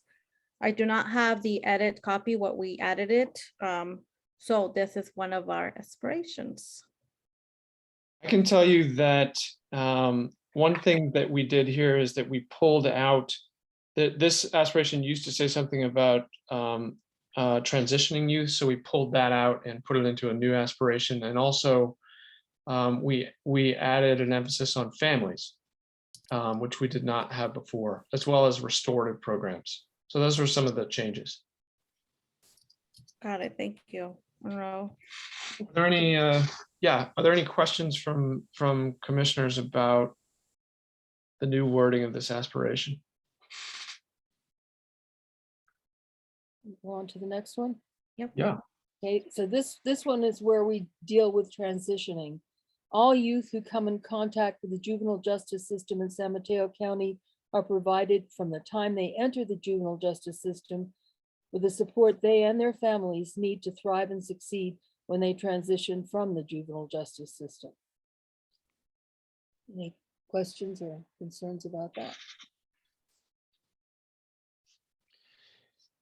When we had discussion in January about aspirations, there were a few commissioners that commented on placing greater emphasis on transition programs. And so that was the attempt here, was to expand our aspirations. And I have to say, I like the way this one came out and is worded. Any questions from commissioners on this?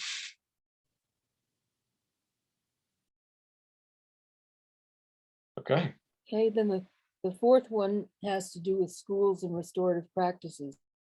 All schools in San Mateo County apply restorative justice principles and practices comprehensively in classrooms, curricula, and policies, and provide students and their families with convenient, affordable access to high-quality programs and resources that strengthen student and parent engagement to ensure every student stays in school and graduates. Any question about that?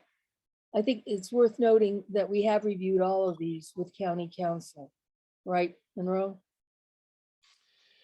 Actually, it was just a mission statement that we reviewed with county council. I did ask county council about our aspirations when we were also going over the operating policies, and she said that it wasn't actually, she didn't think it was necessary for us to go over this. The mission, since it applies more directly to our purpose as stated in the statute, was something that it was more relevant for her to review.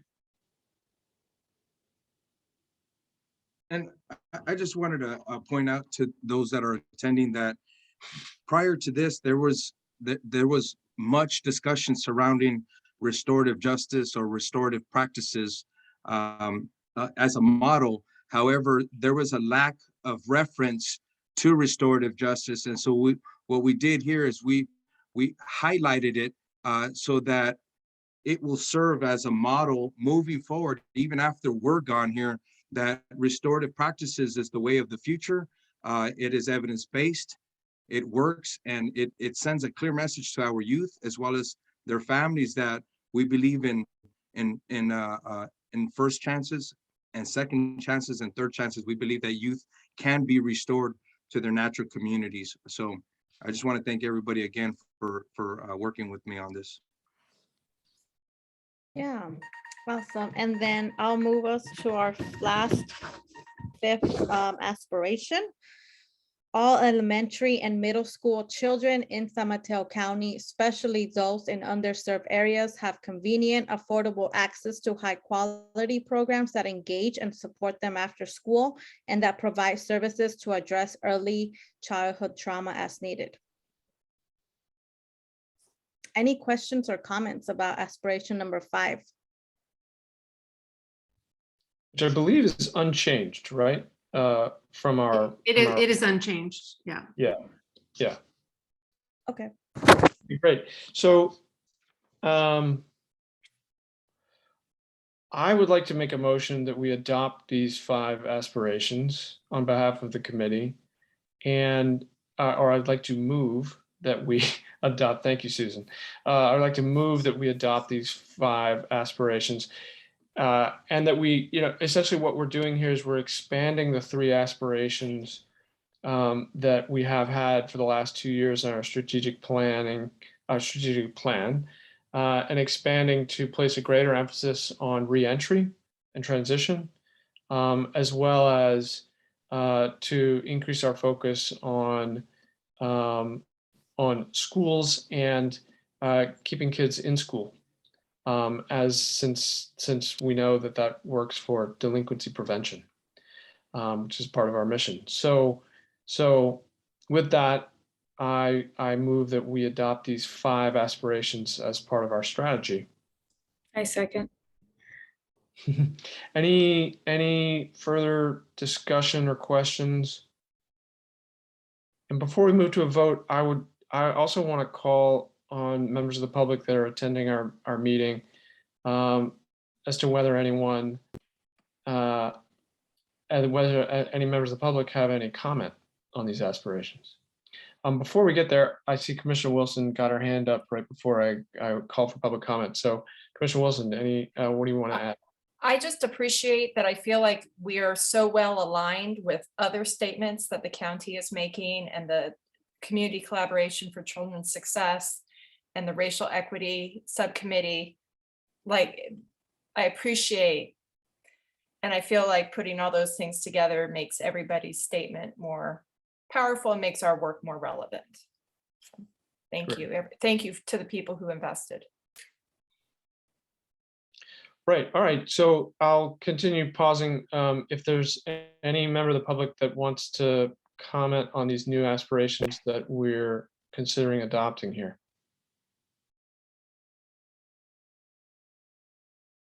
Okay, great. Then we will, we'll move on, we'll move to a vote. So we'll do that, we'll do a roll call vote again, and I'll call it out. Commissioner Wilson. Here, oops. Do you affirm yes that you want to adopt? Yeah, these I'm sorry, I five said here, but it's because I didn't know resolutions? if I was on mute. Sorry, Yes. 5 aspirations. Yes. Okay, great. Commissioner Huber Levy, Yes. Mr. Rasmussen, Yes. Commissioner Bocanegra, Yes. Mr. Enriquez, Yes. Mr. Aurora, Yes. Commissioner Swope, Yes. Commissioner Nori, Yes. Commissioner Flores, Yes. and I will vote yes as well to adopt these 5 aspirations to expand from our previous 3. I think I captured everybody, and we still do have a quorum. So the motion passes. Great. All right, moving on to changes to the operating policies. The committee was also charged with reviewing our operating policies, and the document that's in the agenda packet had red lines as to where we made changes. So I know Commissioner Huber Levy, you're going to take us through this. Yeah, I was planning on doing it, just a little highlight of the main things that we changed, and Do you want me to screen share so that people can see, or how do you want to do it? it's up to the group. Would you like to screen share? Yeah. Yeah, I think that's helpful. So I'll Okay. do that. Okay. And here is the first page. So you tell me where to go. Okay, to the first page, Article 1, Purpose and Authority. The actual, yeah. So the change we made here was to reflect our new mission statement. So that's pretty easy. Right. We also did a global change for wherever it was his and her, unless it was specifically cited by legislation like the Welfare and Institutions Code. We made a global change to there. And thank you for Commissioner Rasmussen for suggesting that. That's a very appropriate update. And added some additional language about vice chair membership. Nothing too groundbreaking there. I think just stating what we already do, actually, right? Yeah, exactly. Just Just some changing. clarification.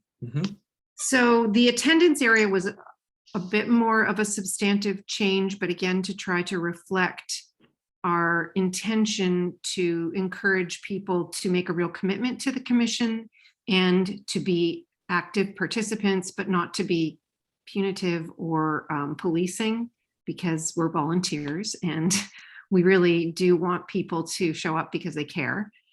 So we tried to reflect the expectations and encourage participation, and continued that through to standing committees and ad hoc committees, that the expectation is that if you do sign up, you please show up. And if you cannot show up, then please let somebody know that you can't show up. So arrangements can be made. What we tried to get to here is if someone really is just not caring about or not wanting to participate anymore, then you know, let's all come to that understanding and allow someone else to participate. Commissioners in good standing, adding the idea that there is kind of a level of conduct that is appropriate and relating that to what's outlined in the handbook. We felt that that was really important. Oh, Commissioner Rasmussen, did you have a question of something that we just talked about? I can wait until you're done. Okay. I think this was actually one of your suggestions too about responsible conduct and courtesies. And if a commissioner is not in good standing, that they may be reasonably recommended by the chair for removal from the commission, and that would be voted on and approved by the whole commission. And then the appropriate process is for that to go to the presiding judge of juvenile court for ratification. We did refer to the handbook. The handbook actually provides for 3 unexcused absences, so that's consistent with the handbook requirements. Moving on. Yep, move on. There were no other changes on. I think we just augmented the language around officers to reflect the additional, just to actually what Vice Chair Administration is actually doing, and add in the, I think, appropriate connection to the operating policies and the commission handbook to make sure that somebody is kind of just, since we do have some turnover with commissioners and they may not go to training, that somebody's kind of keeping their eye open and encouraging training and making sure they're familiar with what the guidelines are. And then we've tried to reflect projects as ad hoc committees in this. And Monroe, did we have a discussion? I'll just add to that Yeah. it's a bit of a technicality, but just to clarify that, you know, an ad hoc committee is something that that exists for a limited period of time and can go and do work and then report back to the commission, but doing their work without having to provide notice according to the Brown Act and so on. So that's why we just, as a technicality, defined it as an ad hoc committee. Yeah, sorry. Yeah, so, and also augmented the description of marketing and communications coordinator to reflect the additional role with social media and the subcommittee. And that there is a link to the county manager's communications team. Liaisons, minimal language here with other relevant organizations. Yeah. And I think, oh yes, and also reflecting, consistent with the handbook, that we will be following Rosenberg's rules of order, not Robert's rules of order, which is a bit streamlined and simplified for commission purposes. I think that's, other than That's the it. Yeah, pronoun change, that was it. yeah. So Johanna? Yes, I just wanted to thank you for making those changes and incorporating those suggestions. I greatly appreciate it. I think it makes us more transparent and I think it makes us more equitable. So thank you very much. I just wanted to say that it was that, thank you, Johanna, I appreciate that. And I wanted to say that it was such a pleasure working with this group on this. There was a productive and sometimes very vocal discussions, but very respectful and very productive and enjoyable. And I felt it was, I said to Monroe, I felt it was almost team building. So it was really a pleasure to work with all of you on this. Great experience. Likewise. I realized that I did not stop we did not do a vote on the 5 aspirations, or did we? I'm sorry.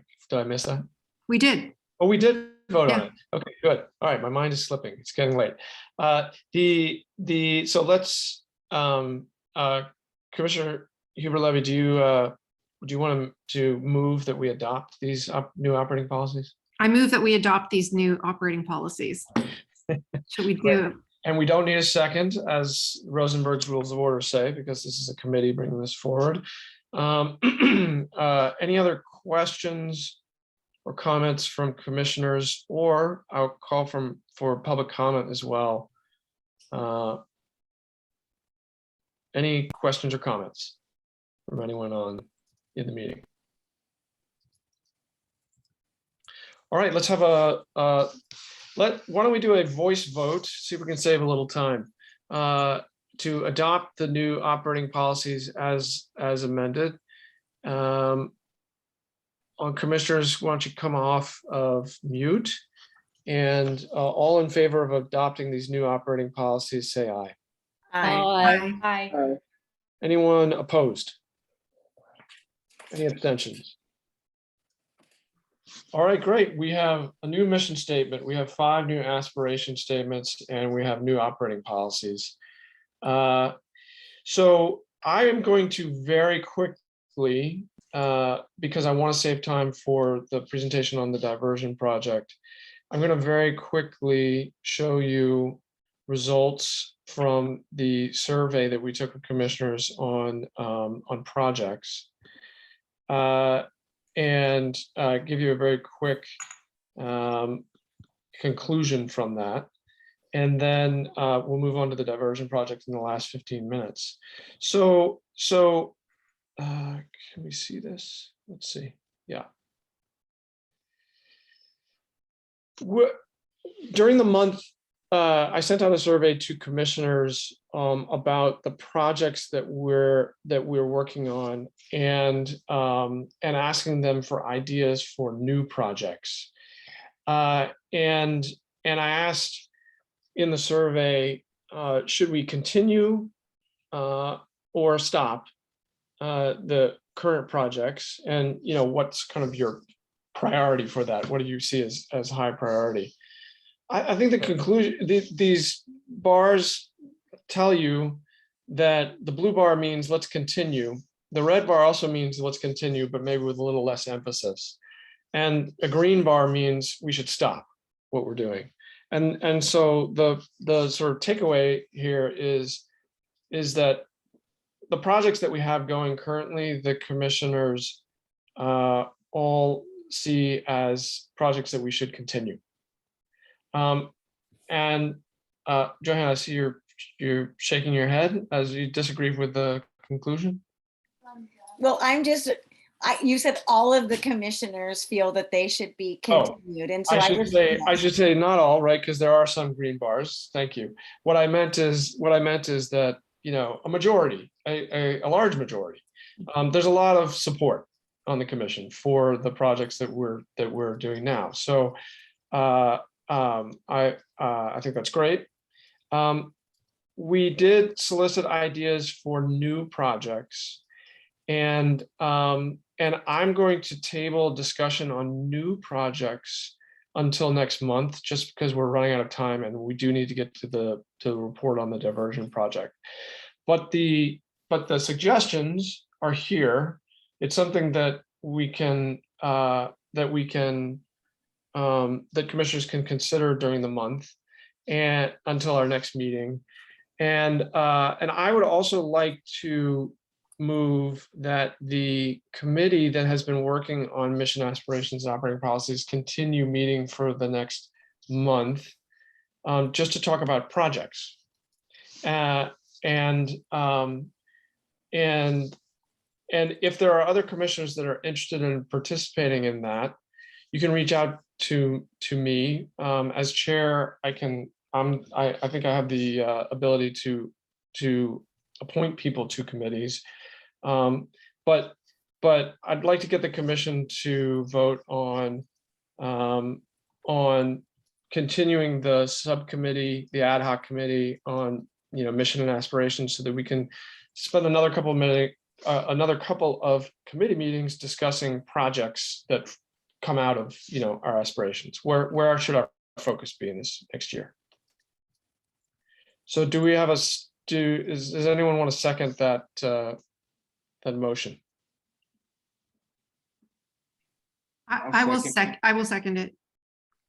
Monroe, would you mind restating the motion, please? Yeah, the motion is that the committee that has been working on mission aspirations and operating policies continue for the next month, so that we can come back to the commission and propose projects that the commission should be working on for the remainder of 2022, including potential new projects. Right. Can I don't want to add this to the motion, but I would just say that I think the understanding would be that we will conduct our review looking at the aspirations that we just agreed to and ensuring that our work continues to be consistent with the aspirations. And considering the requests of And of course, yeah, commissioners for new projects, right? yeah. Yeah. Any other comment on that motion? All right, why don't we do a voice vote, commissioners, if you could come off mute. And all in favor of continuing the committee's work so that we can get our projects set for 2022? Say aye. Aye. Any opposed? Any abstentions? Okay, great. The committee will continue its work and we'll get, and meanwhile, the projects that are underway will continue, but we'll work the next month on figuring out which ones to add and come back to the commission. And we probably, as part of that discussion, will maybe establish some projects may be coming to their kind of conclusion at some point in this year, which frees up some time. Yeah. Okay. So members of the committee that were working on the diversion report, I apologize that the meeting time has gotten away from us and there's not a lot of time left. But with the 10 minutes that we have left, I'd say we carry on and we would love to hear from you on the report that you submitted on diversion programs. Thank you, Commissioner Labouisse. In terms of the diversion programs, we set out to talk to all the police departments, the sheriff's department and probation to find out what diversion programs currently exist in San Mateo County and who is eligible for them under what circumstances. And we found that when we call the police department, the person we're most likely to be referred to is the SRO. And given the fact that there's a lot of discussion these days about SROs and their whether they should be on campuses or not, we figured it was worthwhile to add a few questions to our survey to find out from them exactly how they perceive their role and how they carry out their roles on the campuses. In that regard, we found out that there was a lot of difference between the police department. Some were very active and made concentrated effort to get to know the students and to support them, not just to go on when there was a problem. Others only came on call. And we've tried to document that in the report. The situation there is especially fluid right now. A lot of school districts are reconsidering their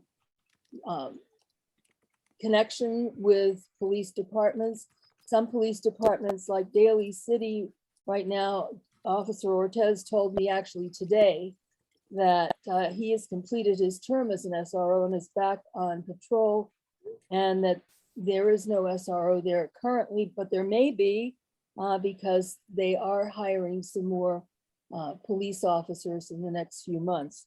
But in other cases, they're waiting for an MOU from the school district to find out what they will or will not be doing. I think that's our main emphasis has been though on diversion, and there are currently 4 real diversion programs in the county. The Sheriff's Department, Redwood City Police Department, City of San Mateo Police Department, and probation. They don't cover all of San Mateo County, so the only one that covers everybody is the probation department, and that is one where it truly is a direct diversion from being referred to the DA. It's the only one also that has a continuum of responses that they can offer, from a letter of reprimand to referral to a program like the Victim Impact Awareness Program or the theft program, to informal probation and like a 90-day or 3 months probation or a 6-month probation. I think everyone would agree that it would be useful to have something between the probation department's diversion and the youth in different cities, that it would be very helpful, because the thing that's very different is that the Sheriff's Department and Redwood City Police, our police departments, diversion programs, do not have a record. If the child completes their diversion successfully, the record of their involvement is destroyed, and they don't have to worry about sealing it when they're 18. If it goes City of San Mateo, I'm not totally clear now, because it was raised and I thought it did not go, they did not have a probation jacket, and Yehan can maybe confirm or disprove that. But with probation, they do have a jacket, and that means that if they complete it successfully and it doesn't fall under something that does not allow for sealing, and when they're 18, they have to go through certain steps to seal their record. And that is a process that is somewhat difficult, as I understand it. So I think our peer point is an answer to the need for a countywide diversion program, because it will not only deal with first offense young people, but it can also help keep the young person from being suspended or expelled from schools if we open it to referrals from the schools. And I think that is desirable. In all the other diversion programs, the child has to have been arrested. And in order, if a school needs to have a child be referred to a program, they would have to call the SRO or the whatever patrolman was on duty to arrest the child before they would be accepted for that. Right now, there are not all that many young people in diversion programs. And I think that a lot of that is that we're coming off a year when everybody was at home. And the people I've talked to all have noted that. And I know that the Sheriff's Department expects that their number of referrals is going to go up now that the young people are back in school. And I've been hearing from the County Office of Education that there are problems in the schools, that young people are having a very difficult time readjusting to being in person. I've heard that not only from the County Office of Education, but also from some of the police departments. For example, the SRO for Menlo Atherton High School said that he responds to maybe 2 fights a day on campus, and that bicycle theft is a real problem. So anyway, our recommendations are that we should help advocate for implementation of a comprehensive diversion program that is open to any youth who is arrested in San Mateo County or in danger of suspension or expulsion from their school, because we know when students are suspended or expelled, they fall behind, they're likely to have it happen more and more, and they are probably eventually going to commit a crime, which will then put them closer to being on the school to prison pipeline. And I think what we want to do here is to figure out what are the steps that we can take, or that we can help others to take in the county, that keep young people in school until graduation, because young people who graduate from high school tend to do well. They're much less likely to come into contact with the justice system, either as an adult or a juvenile. I don't know that I've covered everything I should cover, but I see that Karen has a question. I actually don't have a question. I just commend you for your work and the team's work, the project team's work on this really important information and data. And I support the recommendation that we share this information with the Board of Supervisors. I think that is absolutely what we are called upon to do in our role as commissioners, that we advise the Board of Supervisors of this issue of inequity in the county. I don't know if that requires a motion. Well, so let me jump in and say that first of all, thank you, Commissioner Swope, for, and to the whole team that worked on this for the hard work and the report. We are 2 minutes away from the time when we said in our agenda that we would adjourn. But we can entertain a motion to extend, perhaps if commissioners can stay and we can maintain a quorum. I would suggest maybe until 7:30, just for discussion. And this is a really important topic that we're not going to conclude this month and at this meeting. And I think in a future meeting, we can have more discussion about recommendations and next steps and actions, like sending something on to the Board of Supervisors and asking for specific action to be taken.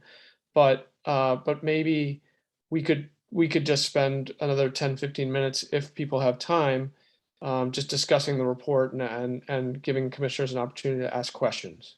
I move that we extend our meeting by 15 minutes.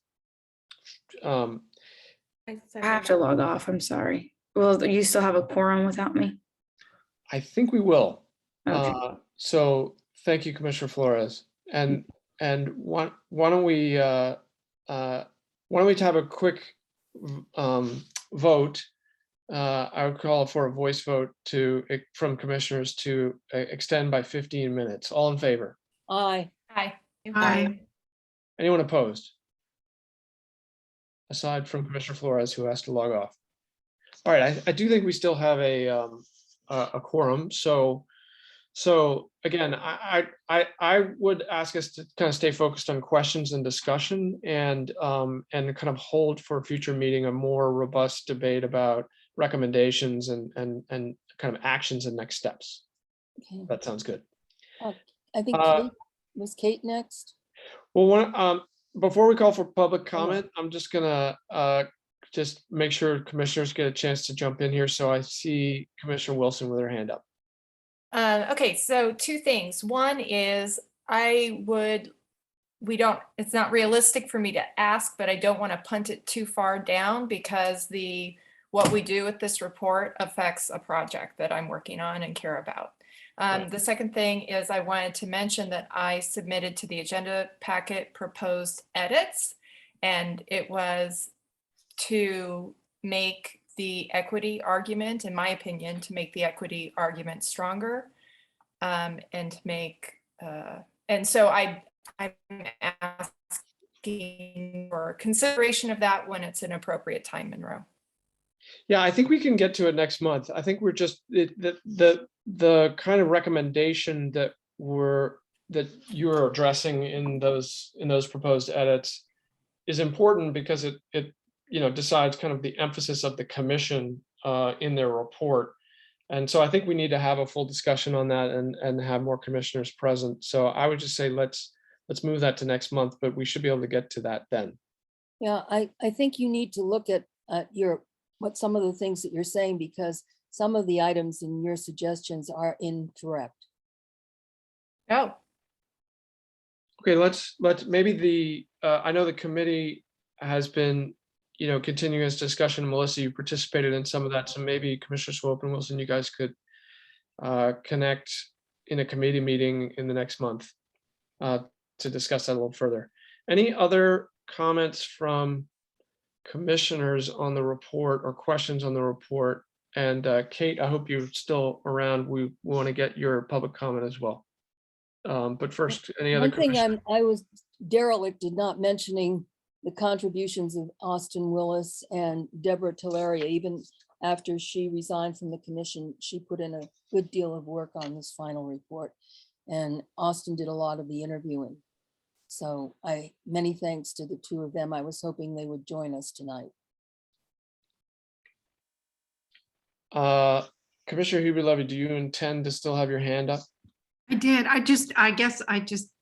I like the idea of continuing to discuss, but I also think that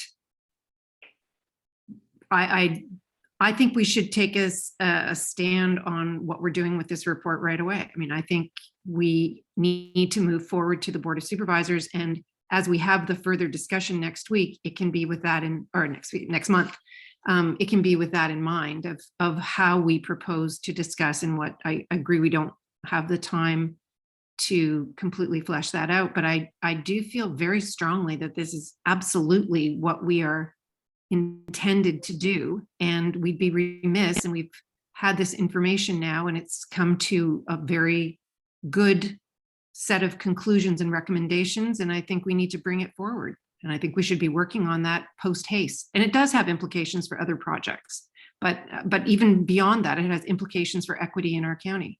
Do you have a motion? I haven't drafted a motion, but I would say the motion would be to agree as a commission that we will. You want me to make it? Okay, go ahead. I move that the report on diversion programs in San Mateo County be approved by the commission As without any amendments or edits. right now. Yeah, because I think I'm open to working on a follow-up to it. I think given how fluid the whole situation is, in 2 months, a lot of what's happening within the police departments and in terms of the number of people in the different programs now could change dramatically and could be really important for us. This should maybe be on our dashboard. Okay.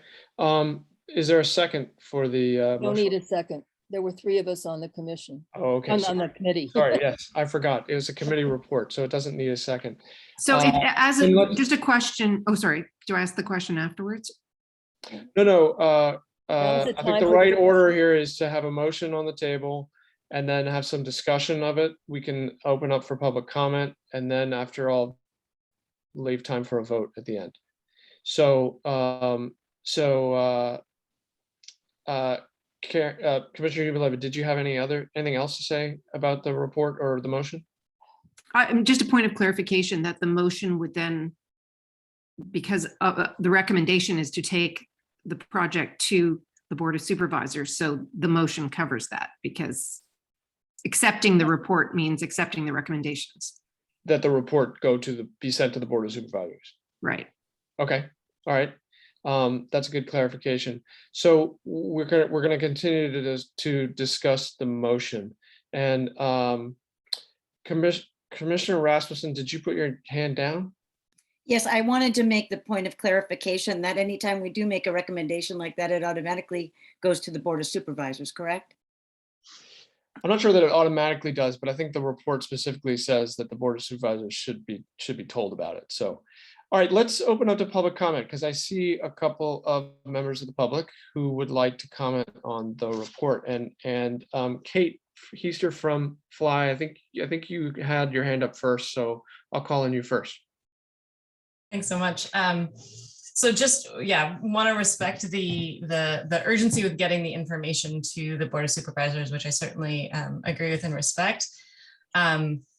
Personally, I hope that the commission does not vote at this time to move it forward, because I think that the edits that Commissioner Wilson has proposed are important and really send a message about the particular stance of this commission around how to address issues of the school to prison pipeline and how these different pieces intersect with that. So my hope is that there is a more robust kind of conversation that then so that the report can include that stance. I understand that the report kind of has been edited to the point of just trying to provide the information, and I respect and it is a huge amount of work, and it's a super valuable document. So I want to respect that very much. But I also see this as an opportunity for this commission to really, put a stake in the ground around how you want to move on some of these pieces. And that's where I won't speak into those particulars about, where Fly has opinions and stances, but would really hope that you would all consider that part. Thank you for that comment. And Ms. Martinez, Jennifer Martinez, I see your hand up, and please go ahead. Thank you. Hi, everyone. I'm Jennifer Martinez. I'm with Redwood City Police Department. I actually manage the diversion program there. And as I'm listening to everyone's conversation, I was thinking that there seems to be the idea of having like an educational diversion, where it's more focused on the educational piece. I think the diversion, especially the diversion program that I have, is more concentrated on a criminal act that could be charged. And this is just my understanding. I don't want to add more to your plate because I know this is an extensive kind of project. But having like an idea is to have an educational diversion rather than similar to the, juvenile justice diversion. Could I ask you just to clarify a little bit what you mean by educational diversion? Do you mean like a diversion from suspension or expulsion? Is that what you have in mind? Yeah, that's what I understood, because we don't receive referrals from schools, at least my department doesn't, because what the diversion is for is to divert them from criminal justice system. When it comes from a school, the school has to report to make a police report in order for it to kind of go through that, that flow of things. That's why. Got it. Thank you for that comment. Jennifer, would you clarify that any child who is arrested in Redwood City Police Department's jurisdiction can apply for this program, for your program? Yeah, so if we receive a report, we call it a JCR, a juvenile contact report, from an officer, and the youth is in the jurisdiction of Redwood City, they could have a residence somewhere else, but if the act was in Redwood City jurisdiction, then yes, I would be able to work with them in the diversion program. Any other questions? Commissioner Huber-Levy, I see your hands up. Yeah, I'm just a little, I want to make sure I'm understanding Jennifer's comments, and thank you so much for sticking with us in this long meeting and sharing your thoughts. I think it's super important for us to understand this. When you say educational, are you referring to the specific Peer Point program? No. No. So I can clarify that. So what I'm thinking is, because the diversion program that I manage is more because of a criminal act that can be, diverted away from juvenile justice. When you're having a referral from a school or school district, that doesn't entail, a charge, a criminal charge. So it wouldn't fit into what my diversion program would help if it were to be in the Redwood City district jurisdiction. So are you saying then that there's room for both, that there's a need for both? I think it's two different systems.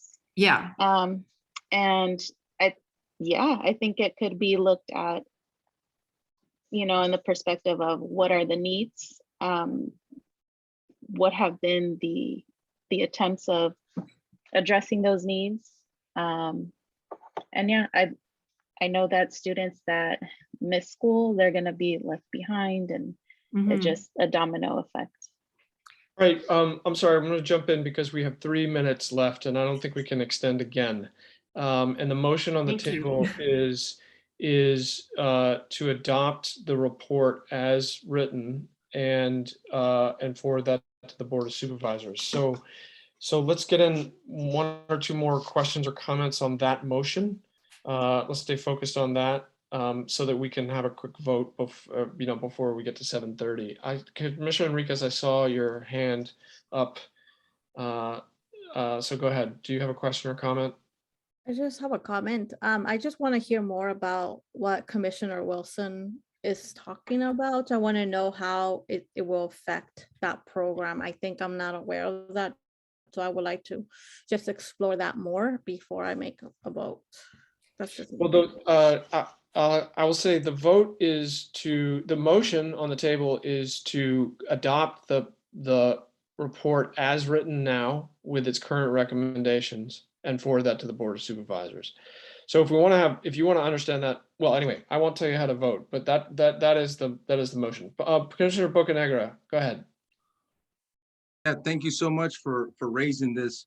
educational diversion program, I'm probably going to have to vote no on this tonight because you raise a very good point. And I have a question regarding, for instance, does educational diversion also mean that they haven't necessarily had police contact or criminal justice system contact? However, maybe there's a gang card drafted on one of our youth. Would they qualify for this program as well before there's like, is this some sort of diversion away from something like that before it gets to that? Ms. Martinez? Go ahead, Commissioner Swope. I think you're getting confused because all this report recommends is that we do not have sufficient diversion programs, either from first offenses or from young people in school who are in danger of suspension and expulsion.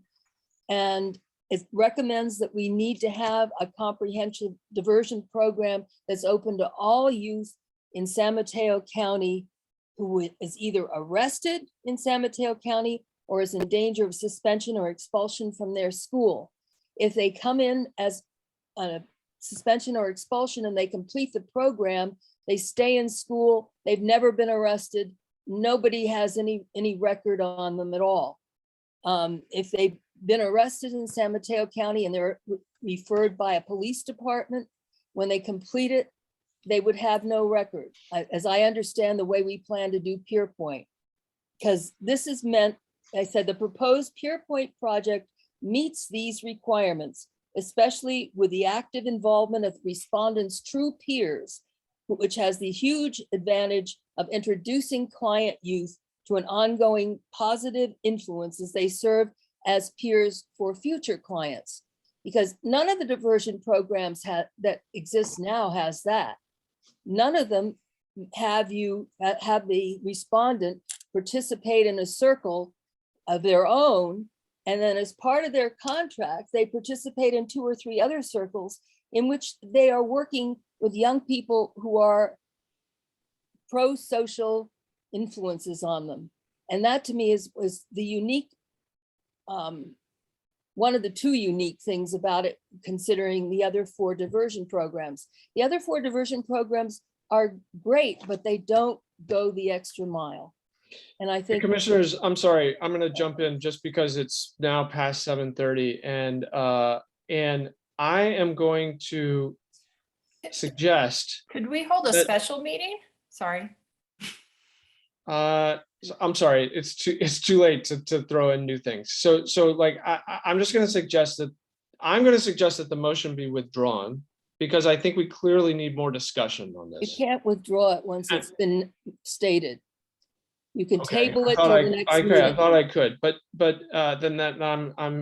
then we should have a vote on the motion. All right, Oh, wait, Susan said you could table it. Correct. I can table it until the To the next month. meeting. Could we All right, table it and have further I thought as a discussion? chair, thank you. I thought Susan is our parliamentarian. I thought as a chair that I had the ability to move something to the next meeting, so I'm going to do that because I do think we just need more discussion on this before we can vote on the report as written. So this is great debate and discussion. This is what we should be doing. Let's continue next month. And it is important that we move this on and that this, I think one other thing that came out of the survey was that everyone's interested in working on diversion program projects for this year. So this is important stuff, but we can't act as a commission quite yet because we just have run out of time. So we're going to take this up next month. And with that, I will adjourn the meeting a couple of minutes late. Thank you everyone for sticking around. I want to acknowledge Mike Jones from the Boys and Girls Club in Redwood City. It's good to see you. And everyone else, thank you for being here. This meeting is adjourned. Thank you so much. Thanks so much. Great Everyone have a meeting. great night. Great Have a discussion. great night. Yeah.